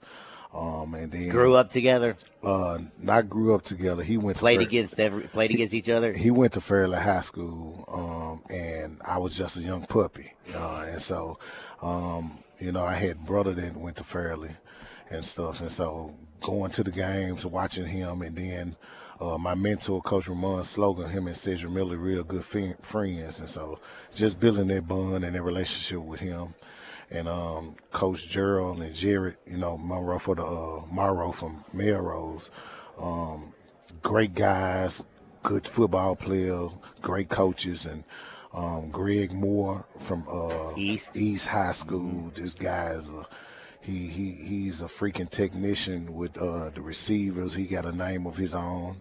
And Chad Wiseman, I've been knowing Chad ever since the Saints, Little League football. He was dominating in there, and just watching him grow is awesome. So I believe, I'm not going to say I believe. I know I inherit a great staff, and we should be able to take care of business on December the 14th. Now, I got to also ask you right now, because listening to you talk, I need to know your core tenors, basically, of your, what you were putting in this program. I've heard you talk about prayer. I've heard you talk about belief. I've heard you talk about, how much you care about the kids. How much is it about X's and O's, and how much is it about the philosophy and the lifestyle that you're trying to instill in these young men? Players make plays. Players make plays. Players make plays. Players are the one that make coaches look good. And so, again, I'm a player's coach. I'm a firm believer that, the standard is the standard. And so, just keeping your head down, grounding, staying focused, and doing the small things. Like a lot of times people don't do the small things to get better. And so doing the small things is very important. And I'm a firm believer when you do the little things good, then everything else will take care of itself. Yeah, everybody wants to score a touchdown on Friday night. Everybody wants to be a big offensive lineman blocking that defensive end. People don't understand the process and the work that necessarily goes into it. It is every single small step that gets you that shine on Friday night, isn't it? Yes, sir. Yes, sir. No doubt. Now, Ed, do me a favor, man. Go out there and enjoy your life. I know you got to get back in there and take care of business. I wish you the best success over there at Sheffield, and we'll do it again soon, my friend. All right, Pleasure to meet you. I appreciate it. Thank you. That's my man, Ed Kirkend, all over at Sheffield. He's going to be coaching the red team. We just talked with C.J. Marshall. He's going to be coaching the blue team. It's going down, and I'm excited because that's December 14th. Kick at 2:30. They're over at MUS. Tickets are only $10. Under $6, $5. We got Evie Van Pelt. We got to go down to Oxford and talk about the Rebels, who are going to be in Death Valley this week. Sports 56, 98.5 FM.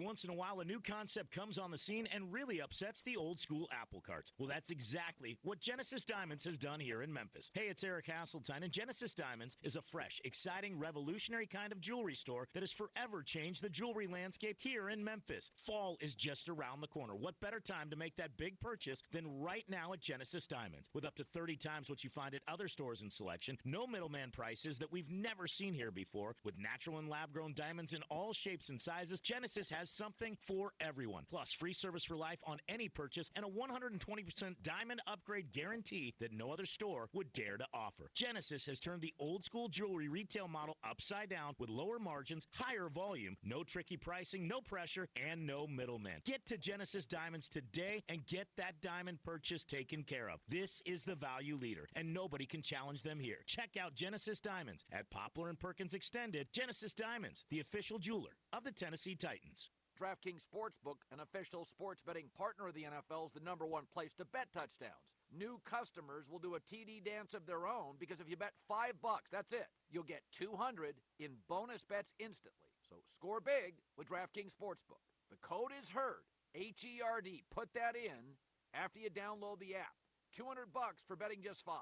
Only on DraftKings, the crown is yours. Gambling problem? Call 1-800-GAMBLER. In New York, call 877-8-HOPE-NY or text HOPE-NY 467-369. In Connecticut, help is available for problem gambling. Call 888-789-7777 or visit ccpg.org. Please play responsibly on behalf of Boot Hill Casino and Resort in Kansas. 21 plus age and eligibility varies by jurisdiction, void in Ontario. Bonus bets expire 168 hours after issuance. For additional terms and responsible gaming resources, see dkng.co/ftball. Do you know one of the best things you can do for your employees or family's health? Provide Arctic Clear bottled water. Arctic Clear bottled water is your locally owned and operated bottled water provider. Arctic Clear is 100% natural spring water with free delivery and setup, dependable service, and no long-term contracts. What an easy choice. Call Jeff Manus today, 901-382-2363, or visit arctic-clear.com. Arctic Clear bottled water. Call now, 382-2363. That's 382-2363. Scott Graham here from Thursday Night Football on Westwood One. From Seattle, NFC West action coming up when the 3-2 Seahawks host the 2-3 San Francisco 49ers. Both are coming off losses last week, and both are looking for their first win in the division.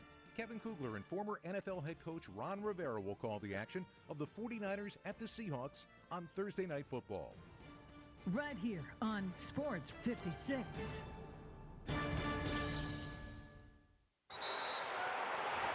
Whether you're ordering wings for the game, whipping up a 7-layer dip, or ordering pizza, there's something about football that makes you want to eat. And this football season, Uber Eats has the best deals on game day food. No matter what you're craving, from 2-for-1 pizza to buy one, get one wings, Uber Eats will be dropping new deals each week, all season long. Uber Eats, official on-demand delivery partner of the NFL. Order now. Terms and conditions apply. See app for details. All right, gentlemen, this is Emmitt Smith on behalf of Depend, and I've got the perfect plan. Run straight to your doctor's office for a life-changing gift, because when prostate cancer is caught early, it's up to 99% treatable, and one blood test might be all it takes. And now through November, Depend is donating to the Prostate Cancer Foundation for select purchases. Talk about a great plan. From September 1st to November 30th, Depend is donating 30 cents to the Prostate Cancer Foundation for Depend Shield Yards vehicle products purchased in the U.S. up to a maximum of $400,000 void in Mississippi. Sports 56, WHBQ Memphis, and W253DF Memphis, with Dave Woloshin, weekday mornings from 10 to 11.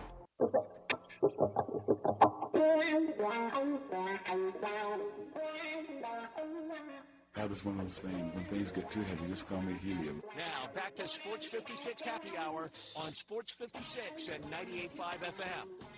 This hour is brought to you by Tito's Vodka. Here once again, Johnny Radio.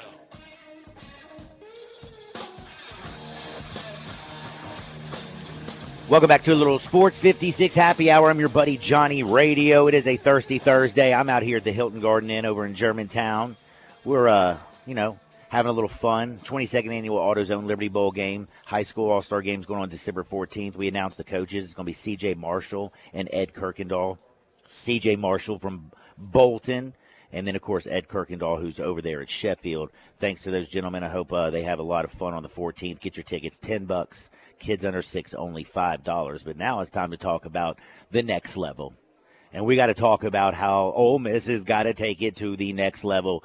They're going down to Red Stick. They're going to be in Death Valley. It is hard to go down there and come back with a victory. I'm hoping, I'm praying they can. But we're going to find out what Miss Evie Van Pelt believes. She is the founder. She is the publisher of the Rebel Walk, your number one source for all things Ole Miss sports information. You go to therebelwalk.com.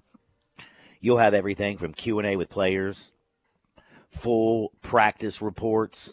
I'm telling you, Ole Miss, hotty toddy, gosh almighty, who the hell are we? I'm telling you, rebelwalk.com, check it out. What's up, Evie? Hey, you got me all fired up with that. Well, just looking forward to this game Saturday. I mean, my gosh, what an important game for both teams. It's just, who needs that Red River rivalry? We get the Magnolia Bowl going on. No kidding. And it just, like this year, it's kind of crazy. I mean, Ole Miss being a 3.5-point favorite going into Baton Rouge is something you don't really see. Not many people are favored down in Death Valley, but this team last week got right after that Kentucky, that just devastating loss. Kind of looked like they weren't playing their style of game. Let Kentucky kind of dictate the pace of play. They held the ball for 40 minutes.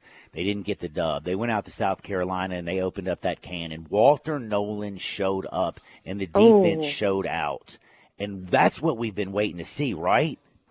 Boy, isn't it, though? And, one thing that has contributed to is the under in a lot of these games. I think Vegas maybe hadn't accounted for the fact that the Ole Miss defense is here, loud and proud this year. So David told me a cool stat earlier. If you had played Ole Miss against the spread and also taken the under in every game so far this year, you'd be 10-2.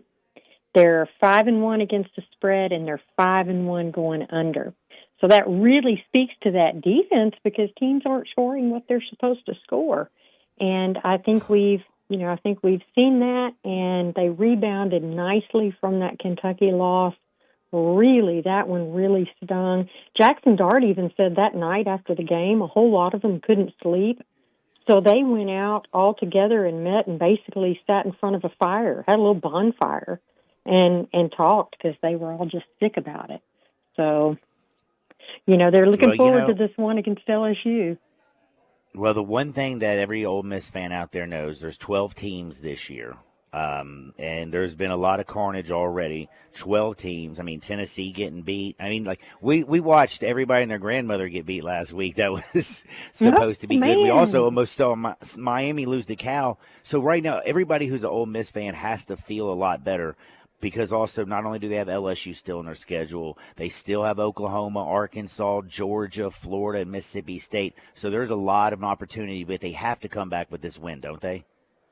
Oh, I think they do. I think a loss here would be really, I'm not going to say they would be all but eliminated from the playoffs because, I mean, as we saw, things were crazy. And last weekend, my gosh, again, nobody really had Vandy on their bingo card, I don't think. So that just shows you, any given Saturday, you take anybody for granted and anything can happen. So, no, I think this game is key for both of them. I don't think either one of them can afford to lose it. And like you say, I mean, Ole Miss still has OU on the schedule and Georgia on the schedule and Arkansas jumping up and beating Tennessee. So I think they're going to have their mind right.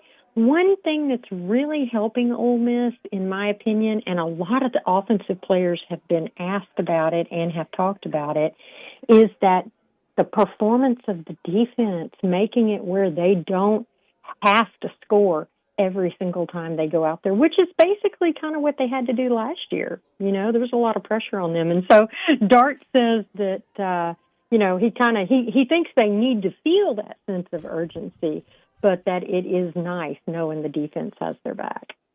Now, are you worried at all? Like, LSU's coming off that bye week. They've been sitting at home. The only thing that they're geared up, the only thing they're focusing on is Lane Kiffin, Jackson Dart, Trey Harris, Juice Wells, and all them boys. They've been scheming for like 14 days. So is that give you a little cause for pause? It does. I think Brian Kelly has a really good record coming off a bye week. I mean, it's something, crazy, like he's only lost a couple of games. I mean, it's just, a lot of that was when he was at Notre Dame. So you're in the SEC now, Coach Kelly. But, it's funny. Lane Kiffin was asked about a bye week. I think South Carolina was coming off a bye week when they played Ole Miss. And, man, they only got a field goal, too. Yeah, exactly. So, Lane actually was asked about that because they play a number of teams this year that are coming off a bye week when they play us. And he said, I don't think bye weeks are all they're made out to be. He said, in fact, Lane's a big analytics guy. If you go and look statistically, it doesn't, teams that are playing after a bye week don't have really any improvement in their record and how they would do otherwise. So, and Lane even said, sometimes there's something to be said for going through, and playing and being on your regular schedule and such. So now, all that being said, I think he will love to head into a bye week next week himself because he got some banged up guys that probably are going to need some rest. That's what it's important for. Yes, after they play the Bayou Bengals, I think they're going to have some more banged up guys. Now, playing the Bayou Bengals, coming off the South Carolina game, you mentioned some of the injuries. Who are some of the guys out there that you're a little bit worried about this weekend? Well, I tell you what, I think probably first and foremost on every Ole Miss Rebel fan's mind would be Trey Harris because Trey was injured in the South Carolina game, did not come back in the second half. At Monday's press conference, Lane Kiffin was asked about Harris. Now, again, Lane does not give injury info. The most that anybody could get him to say was if the game were today, meaning Monday, he would not play. So we are left to try and decipher the injury reports. Yesterday's injury report was the first, one of the week mandated by the league, and Trey Harris was listed as questionable. So, I mean, it's not probable, but it's also not out, because out is one of those categories. So there is hope, and we shall see. And if he doesn't, then I think we're going to see what we saw in South Carolina's second half, we'll see Jordan Watkins go from the slot and move to outside.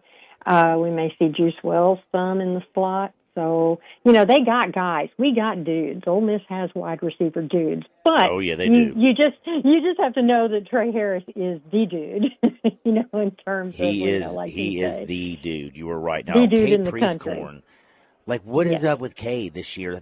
For some reason, it seems like they just can't get him going or can't get him the football. Well, I think when they get him the football, he catches it.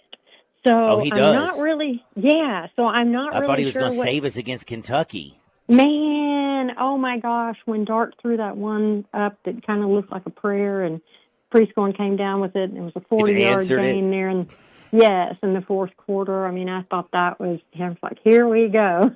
But I tell you what, I just think he's going to have to be more involved in the game plan as we go along. And I could not even begin to tell you what Charlie Weiss Jr. and Lane are cooking up, but I think we're going to have probably a little more of a ground game than we have, and that's going to be interesting. I will tell you that Matt Jones, the backup to Henry Parrish Jr., Matt Jones is listed as doubtful. He was injured in the South Carolina game late in the game. So maybe more Ulysses Bentley?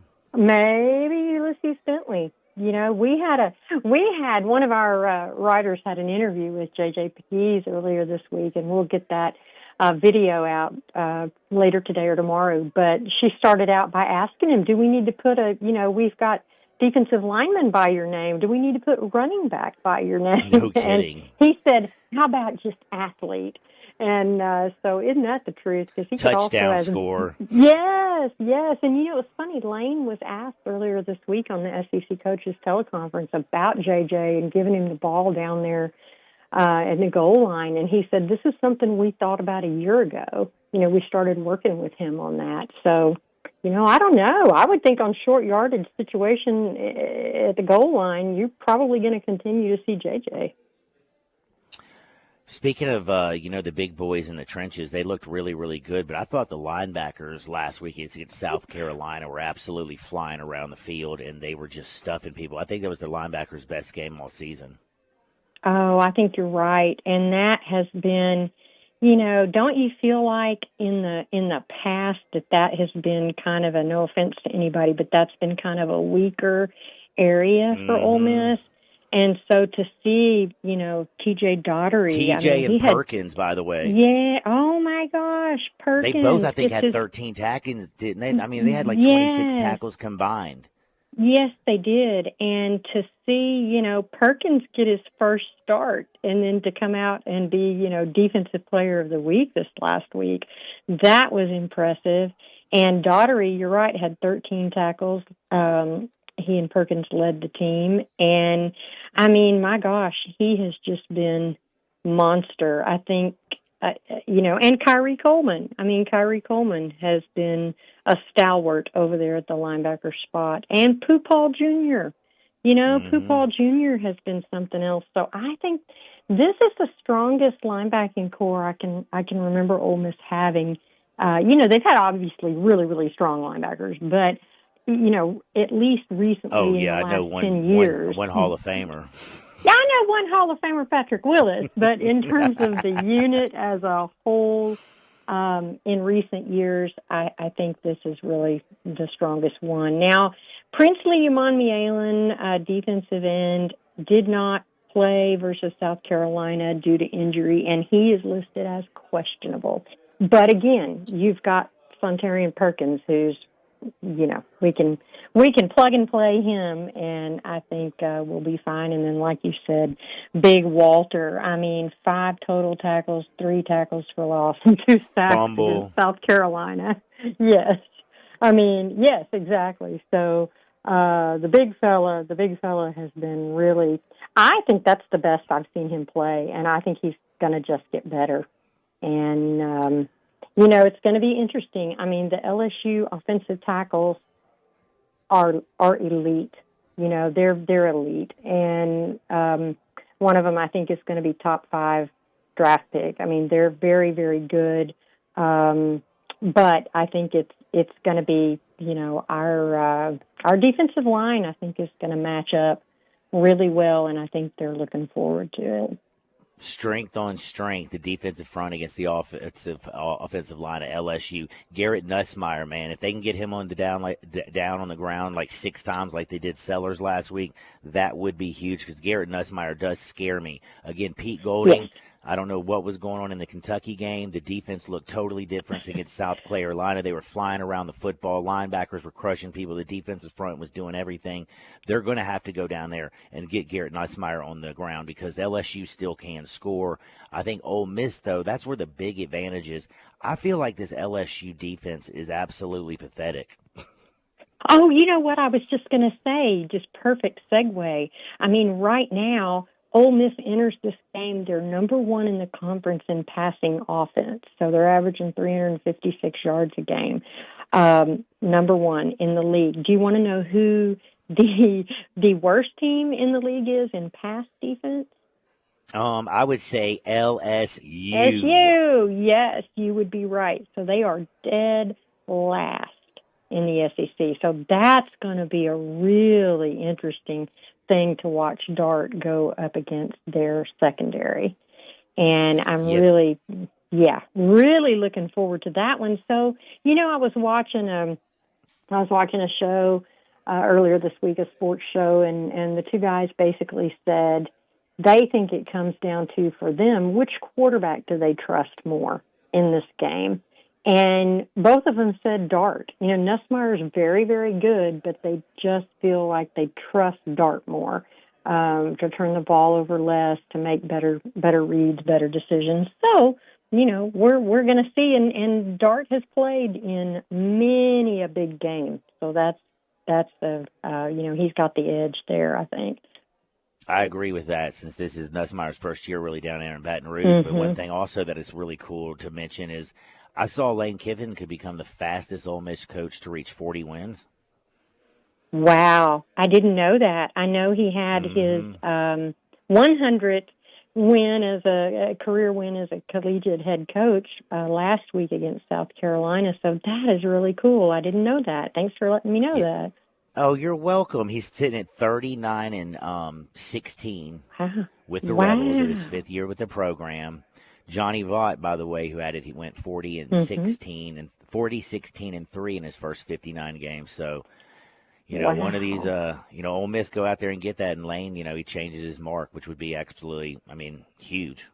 Oh, to be mentioned in the same sentence with Johnny Vaught, at Ole Miss is just amazing. So what he's done is spectacular. And taking another look at the stats right now, rushing offense, Ole Miss is actually 3rd in the conference, averaging 204 yards a game. Now, maybe a lot of those came, earlier in the season, but still, they're 3rd. LSU is next to last in rushing offense, and rushing defense in the league, numero uno is Ole Miss. They're only getting up an average of 63 yards a game rushing. And I remember, as I'm sure you do too, back, within the last 10 years, when, we could be playing Presbyterian and give up a couple hundred yards rushing.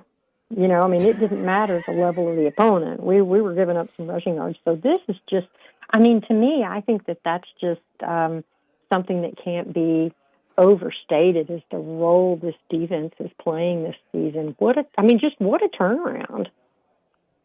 It is. It's been a quick turnaround. He is the portal king for a reason. I did notice, though, between after the Kentucky loss and, towards the South Carolina game, he wasn't very, is active on the X and the Twitter. Has he been back to normal this week, or is he bearing down for Death Valley? Yeah, he really wasn't active much at all. You're right about that. I think he's been on a little bit, but I don't think it's been like what it is. He retweeted a couple of tweets that had pictures of Landry in them, his daughter, and he retweeted something about why Mike Gundy thinks Nick Saban should be the college football commissioner. But really and truly, he has not been, he's not really been out there trolling anybody. And what was funny? I don't know if you and I talked since then, but before the South Carolina game, like just a few hours before, Lane had on his Instagram story, not X, but Instagram story, so it disappeared after a while, a picture of a gator in a swamp. And that just sent Ole Miss fans, off the deep end, trying to figure out why in the world there was a gator there. But that kind of died down, and he got the win, and that was that. But yeah, that was pretty funny. So but this week, he seemed pretty focused on what they're doing. I mean, he gives Brian Kelly a lot of credit earlier this week, but I think. The thing is, the team was in a dogfight against LSU last year. I think it was a totally different type of game. That was whoever had the ball last and converted was probably going to win.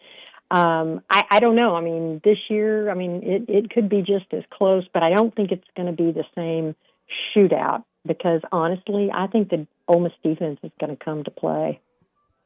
I love that. We're talking with Ole Miss Evie. Follow her on Twitter at Ole Miss Evie. Evie Van Pelt. She's the founder and publisher of the Rebel Walk. And I know you are busy because you got football in full swing and you got basketball right around the corner. So what do y'all got? What are y'all working on over at the Rebel Walk? Well, I tell you what, yeah, we're going to try and cover this LSU game. It's everything everybody wants to talk about. But we did have a press conference earlier this week with Chris Beard and Jamin Brakefield and John Bowl. We've got a one-on-one interview with John Bowl coming up, and that kid is phenomenal beyond just, being a fantastic basketball player. I look for him to do a lot for the Rebels. He speaks 5 languages. Dang. I can't even speak one very well. I know, you and me both. My Spanish is no habla.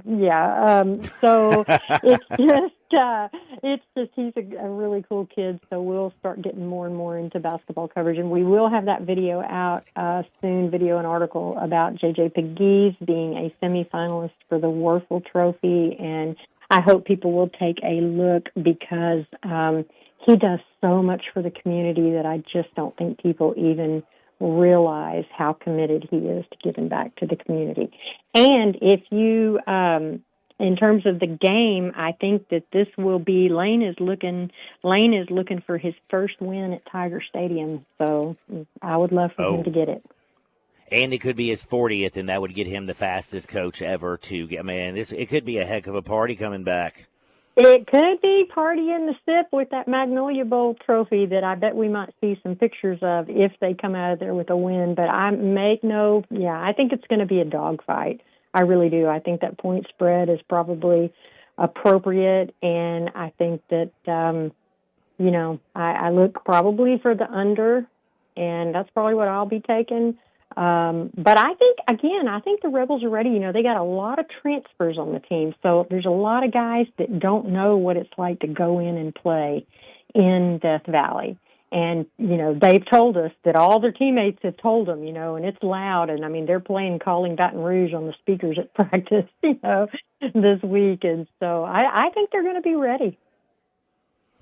Well, Evie, tell David I said what up. Y'all have some fun. Get your popcorn ready because I think it's going to be an absolutely amazing game, and I think we're going to be partying in the SIP. And then, we're going to be sit back and relax and then kind of focus on Oklahoma here in a couple weeks. Man, I can hardly wait. I think it's going to be fun. So let's get past Tiger Stadium and then let's roll. Get that win so I can party like a rock star early in the Grove. Is Oklahoma, is that a noon kickoff? Oh, you know what? I think it's an 11 a.m. kickoff. I could be wrong. Oh, is it 11 a.m.?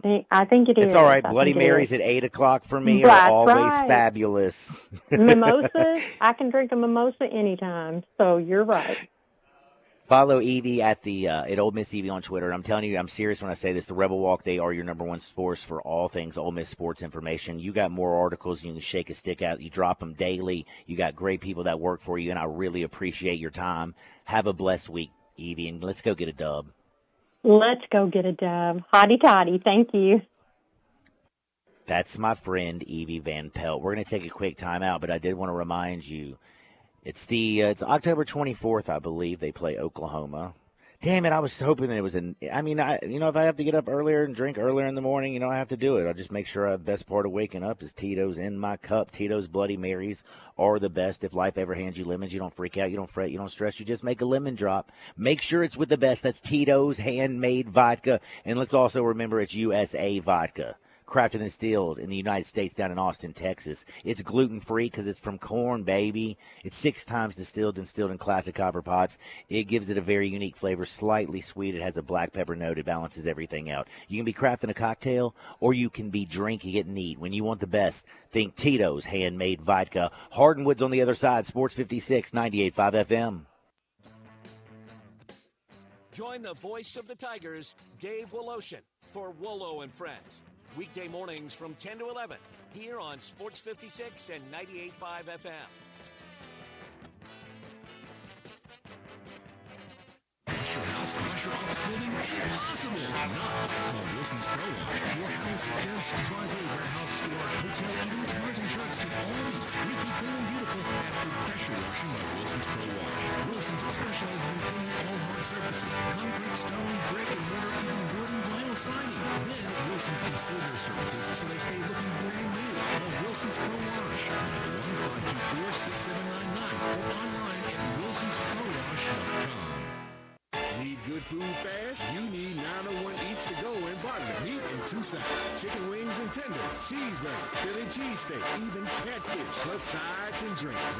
901 Eats to Go has everything you want when you want it at prices you can afford. Call 901-417-8232. Pick up DoorDash, Uber Eats, or online at 901eats.com. That's Eats with a Z. Delicious and convenient. 901 Eats to Go.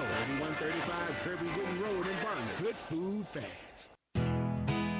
Nestled in the heart of East Memphis, located corner of Park and Cherry, is a beautiful residential neighborhood. I'm here at Town Village Audubon Park interviewing a new resident, Carolyn. Share with us why you chose Town Village. Well, if your parents or special friends need to make that big move, let me share with you my experience. It was tough for me to leave home, but then I discovered Town Village. I would like to highly recommend Town Village to you and your loved ones. After looking at all the amenities and meeting all the people and staff, I was hooked. From restaurant, bistro, 3 meals per day, housekeeping, transportation, security, health care, physical therapy, exercise room, and even a heated pool and spa. Come see us and make your new home in Town Village. Visit us and call Daniel at Town Village Audubon Park at 901-374-7342. There's no place like home, Town Village.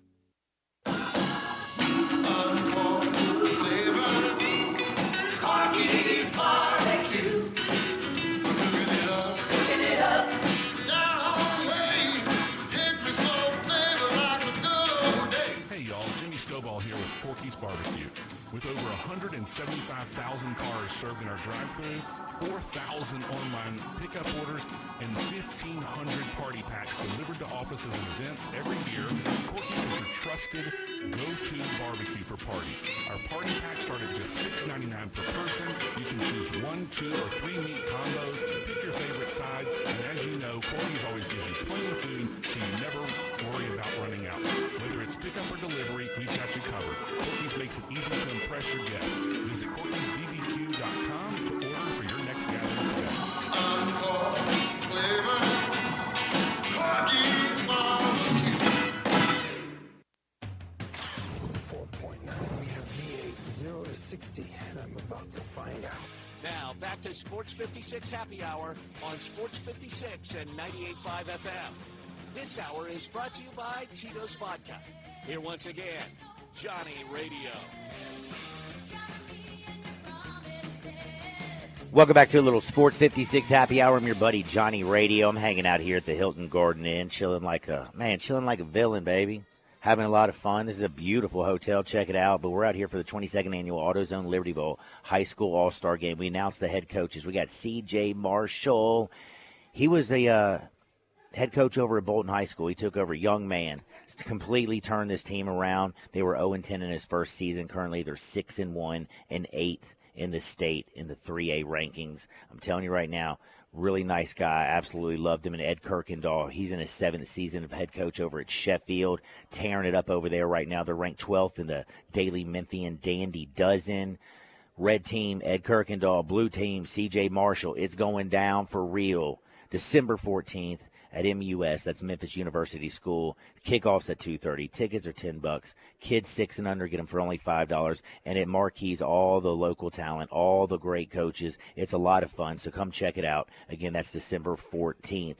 Now, we got to get ready for a little bit of fun. We're going to go to Hardwood where it feels so good, but I got to talk about some very uncomfortable stuff. But before I talk about uncomfortable stuff, I want to talk about what makes you comfortable.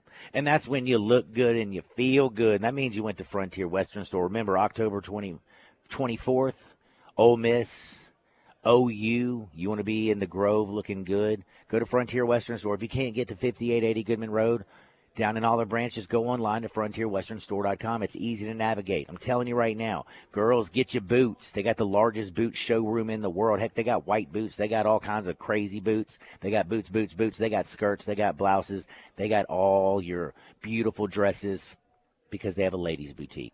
They can even make your kids look cute because they got a kids department. Men, I'm telling you, from head to toe, they got you. They got your footwear. They got your jeans from Ariat to Wrangler and everything in between. All your shirts, your hats. Frontier Western Store and frontierwesternstore.com. Let's go to Hardwood. This is Access Hardwood. Oh, my goodness. So, I hate to start here, but I got to start here. If Diddy did diddle dudes, how many dudes did Diddy diddle? That's the Diddy riddle. Well, we're starting to find a little bit more out because according to the Bro Bible and the New York Post, by the way, the New York Post claims they talked to the Department of Homeland Security, and they say there are dozens and dozens of videos. They have tons of footage, and they say that there are A-list celebrities. And one quote says, I can't attest whether they exist or not. I just was told initially they own this treasure trove of videos, so I have to believe that are a lot of celebrities who don't know what they wanted to do. Then you got like Bro Bible who came out and talked with attorney Ariel Mitchell-Kidd. She says that there are at least 3 incriminating videos with Sean Diddy Combs and all kinds of like A-list celebrities that are absolutely outlandish. And again, they say this is a treasure trove. I say it's a tragedy. Busby's coming out and said there's only over 120 allegations. People are saying the man's paying everybody off and doing all this and all this. All I know is, bro, this ain't good for the diddler. He's going to jail for a long time. I'm just wondering, are they actually going to expose the people this time? Are they going to shove this thing under the rug like they did the Epstein stuff? Well, we're going to have to wait and see. And then we're also going to have to wait and see, is a college basketball kid, the number 1 recruit in the land, actually going to land a $10 million NIL deal? Did you hear about the kid AJ Dybanta? Do you know what I'm talking about? What is it? Close, John.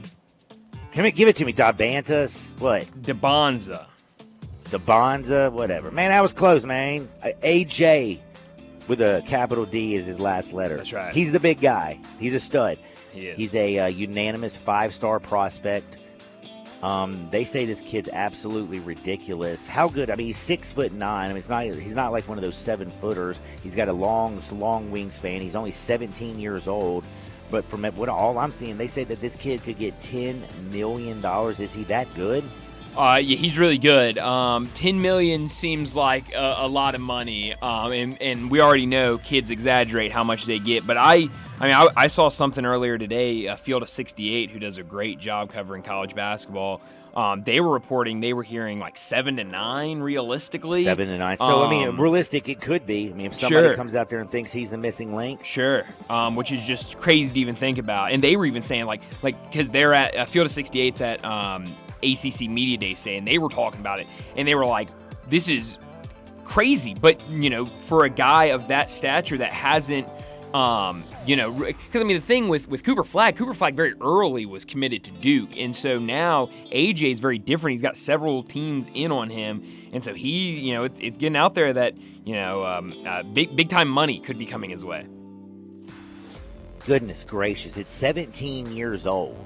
Yeah. If I knew I was going to get $10 million, I don't know if I'd survive to 27. You know what I'm saying? Forever 27. Like, a lot of fame, a lot of fortune, a lot of cash. Sometimes it goes a little bit to your head. I have one of those heads that kind of gets inflated. So maybe it's a good thing I didn't get $10 million at 17 years old. Now, you said that ACC Media Days is going on right now? That's correct. So who you like out of the ACC, homie? Yesterday you were talking Dookie. Yeah, I was watching their countdown to craziness. It got me excited. I think them or North Carolina will probably win the ACC. Those feel like the top two. Yeah, I mean it's, but it feels like those are kind of the top. I need to look. I think KenPom released his rankings yesterday for the upcoming basketball season. Maybe not. But I'd be curious to see where KenPom has those two teams ranked, because I would say those are probably the two top teams for me.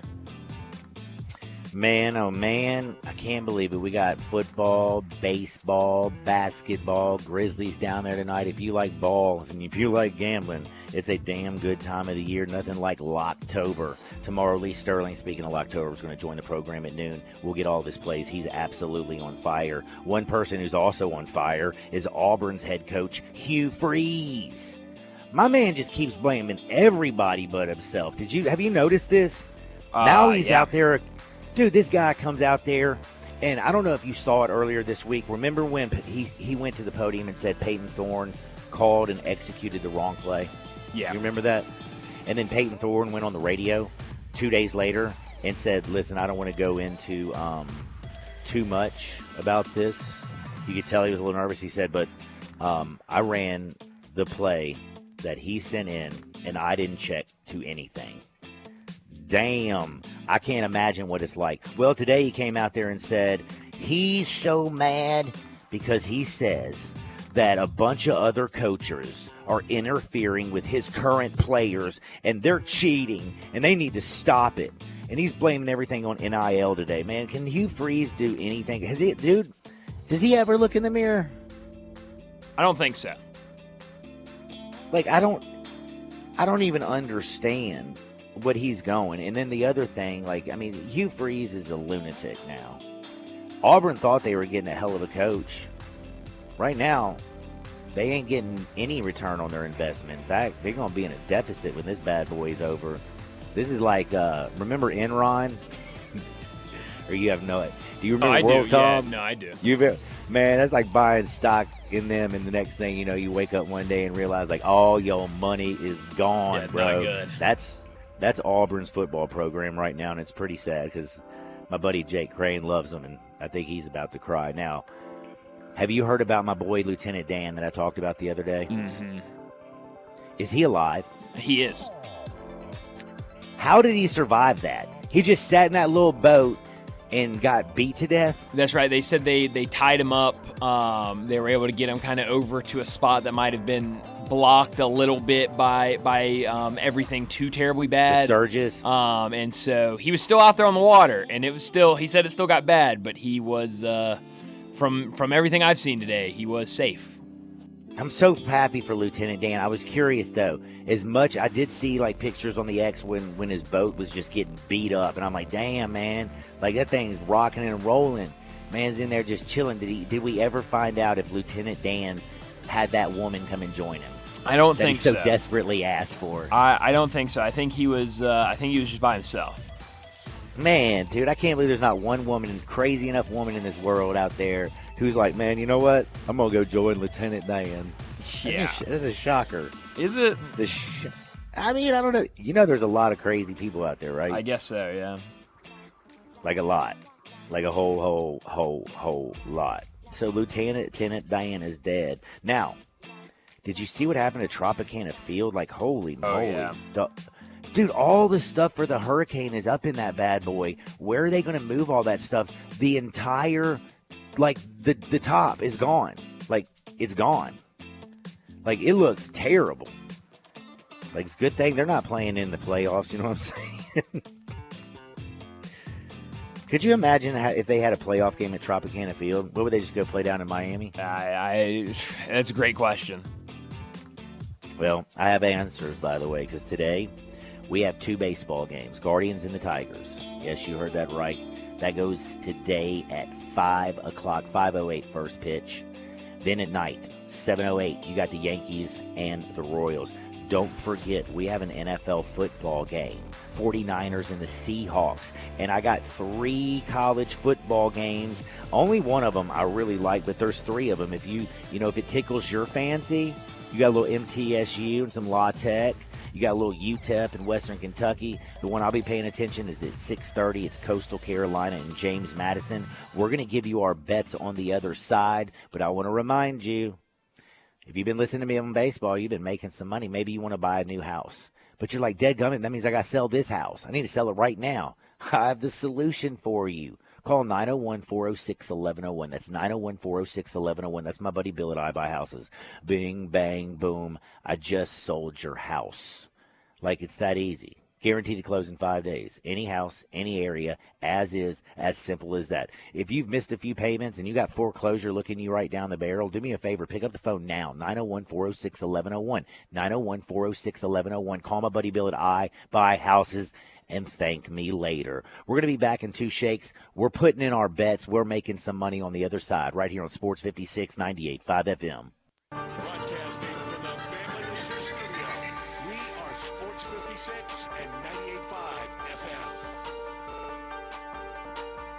When you're working outdoors, unpredictability is the norm, so tackle your toughest jobs with the 2025 Honda Pioneer 700. This rugged side-by-side brings power to any party with reliable torque for towing and smooth shifting for the trails. And you can choose between 3 trims, Standard, Deluxe, or the True Timber Force Edition, equipped for ultimate backwoods adventures. See the 2025 Honda Pioneer 700 today at DeSoto Honda, 5656 Newman Road in Old Branch. Your safety needs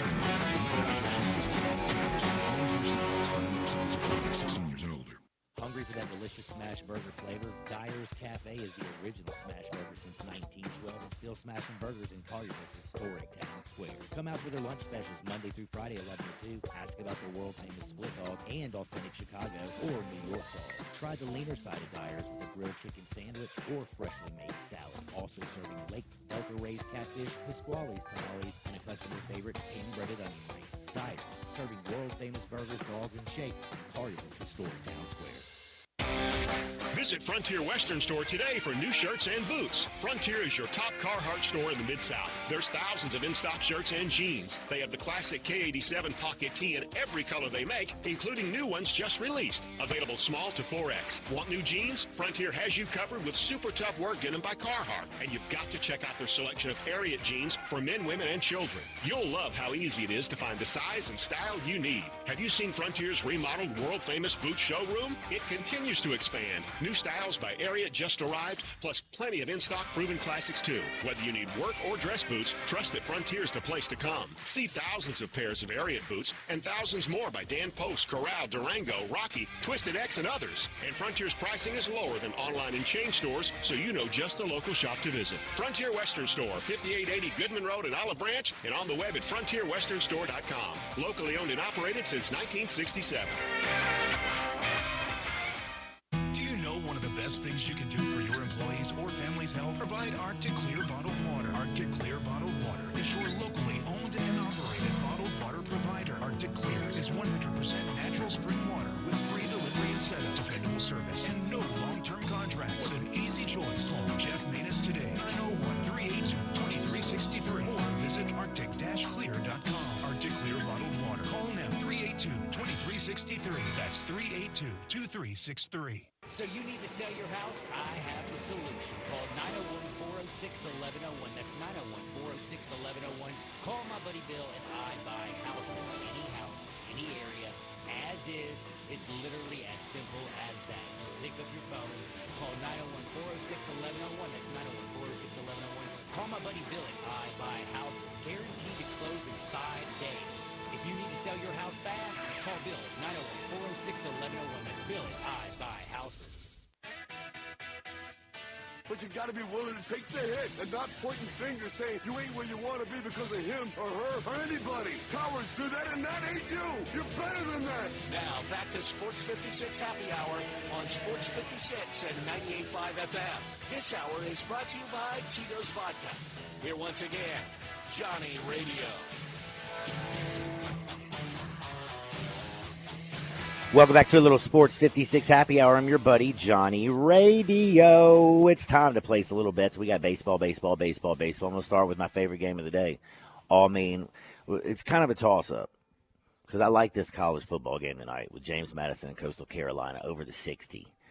I told you both these teams light it up. 4th and 12th, or 4th and 16 nationally in scoring offense. Going together, going at it. On a Thursday night, I think they're going to light up the scoreboard. I like that one. I like it a lot. I think it's my second favorite bet. My favorite, though, man, I'm going with Garrett Cole and the Yankees tonight. You had Stanton go 3 for 4 last night. Big hits. You got Soto, blasting the top of the 8th. You got all kinds of things going right for you. And, again, Aaron Judge is eventually going to run into a baseball just because how many times he's swung throughout this series. And when he runs into one, he's a pretty strong dude. It goes pretty far.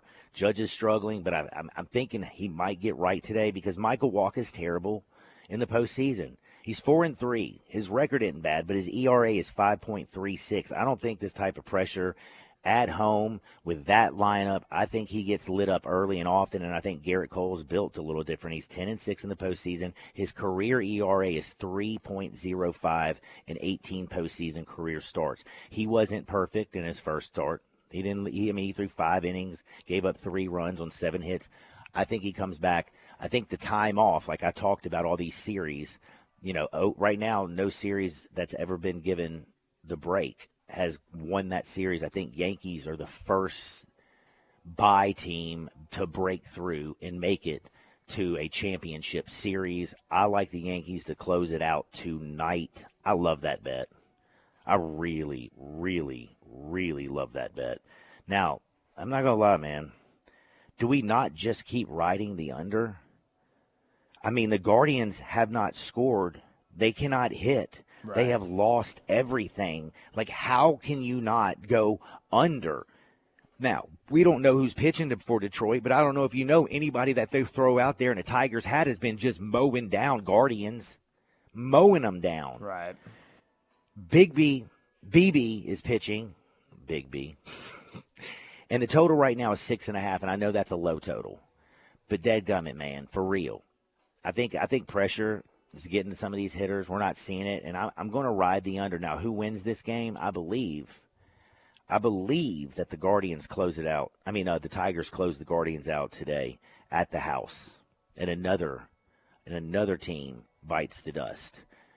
But I love the Diggum Yankees. I like the under in the Guardians. I love Coastal Carolina and James Madison over 60.5, and then the National Football League. Neither defense, I think, is really good.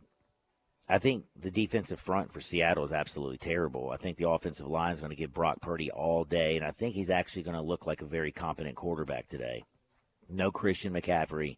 I think it's finally going to be weak that it's no problem. They lost in a heartbreaker last week, up 10 against Arizona. Little Kyler Murray goes down and, puts it to them. And then look at Seattle. They've lost their last 2. They got smoked by Detroit. And then last week they lost to the New York Football Giants. At their house, by the way. I'm telling you, man, 49ers go on the road. Seattle started with 3 wins. They beat Denver and a rookie quarterback, and Bo Nix making his first start. They had to win in overtime against New England, and New England is trash. And they beat a Miami team that didn't have a quarterback because Tua's got a concussion, and the guys behind him are just absolutely terrible. Huntley, Skyler, whoever you throw out there, they're terrible. So they haven't beat a real good team. I think I'm going to go big time San Francisco minus the 3.5. I think they finally get right and bully stomp them. And I also am leaning towards that over because Seattle will put up a few points, but I think San Francisco comes out, they execute, and they are dominant. Man, we've had a busy show. Again, big thanks to Harold Grader. We had a lot of fun out here. Also, Steve Earhart. It's the 22nd annual AutoZone Liberty Bowl High School All-Star Game. It's happening on December 14th. Kickoff's at 2:30. It's going to be the marquee talent, the marquee coaches. It's going to all go down. It's going to be fun. And, again, tickets are only $10. If you're 6 and under, they're only $5. Go check out the best from the high school talent around the city, December 14th at MUS. I hope everybody has a very, very blessed day. Do me a favor. Tell the people you love them. Get out there and make the world a better place. I'll see you on the flip side. Peace. Enjoy your 24, do your thing and rep your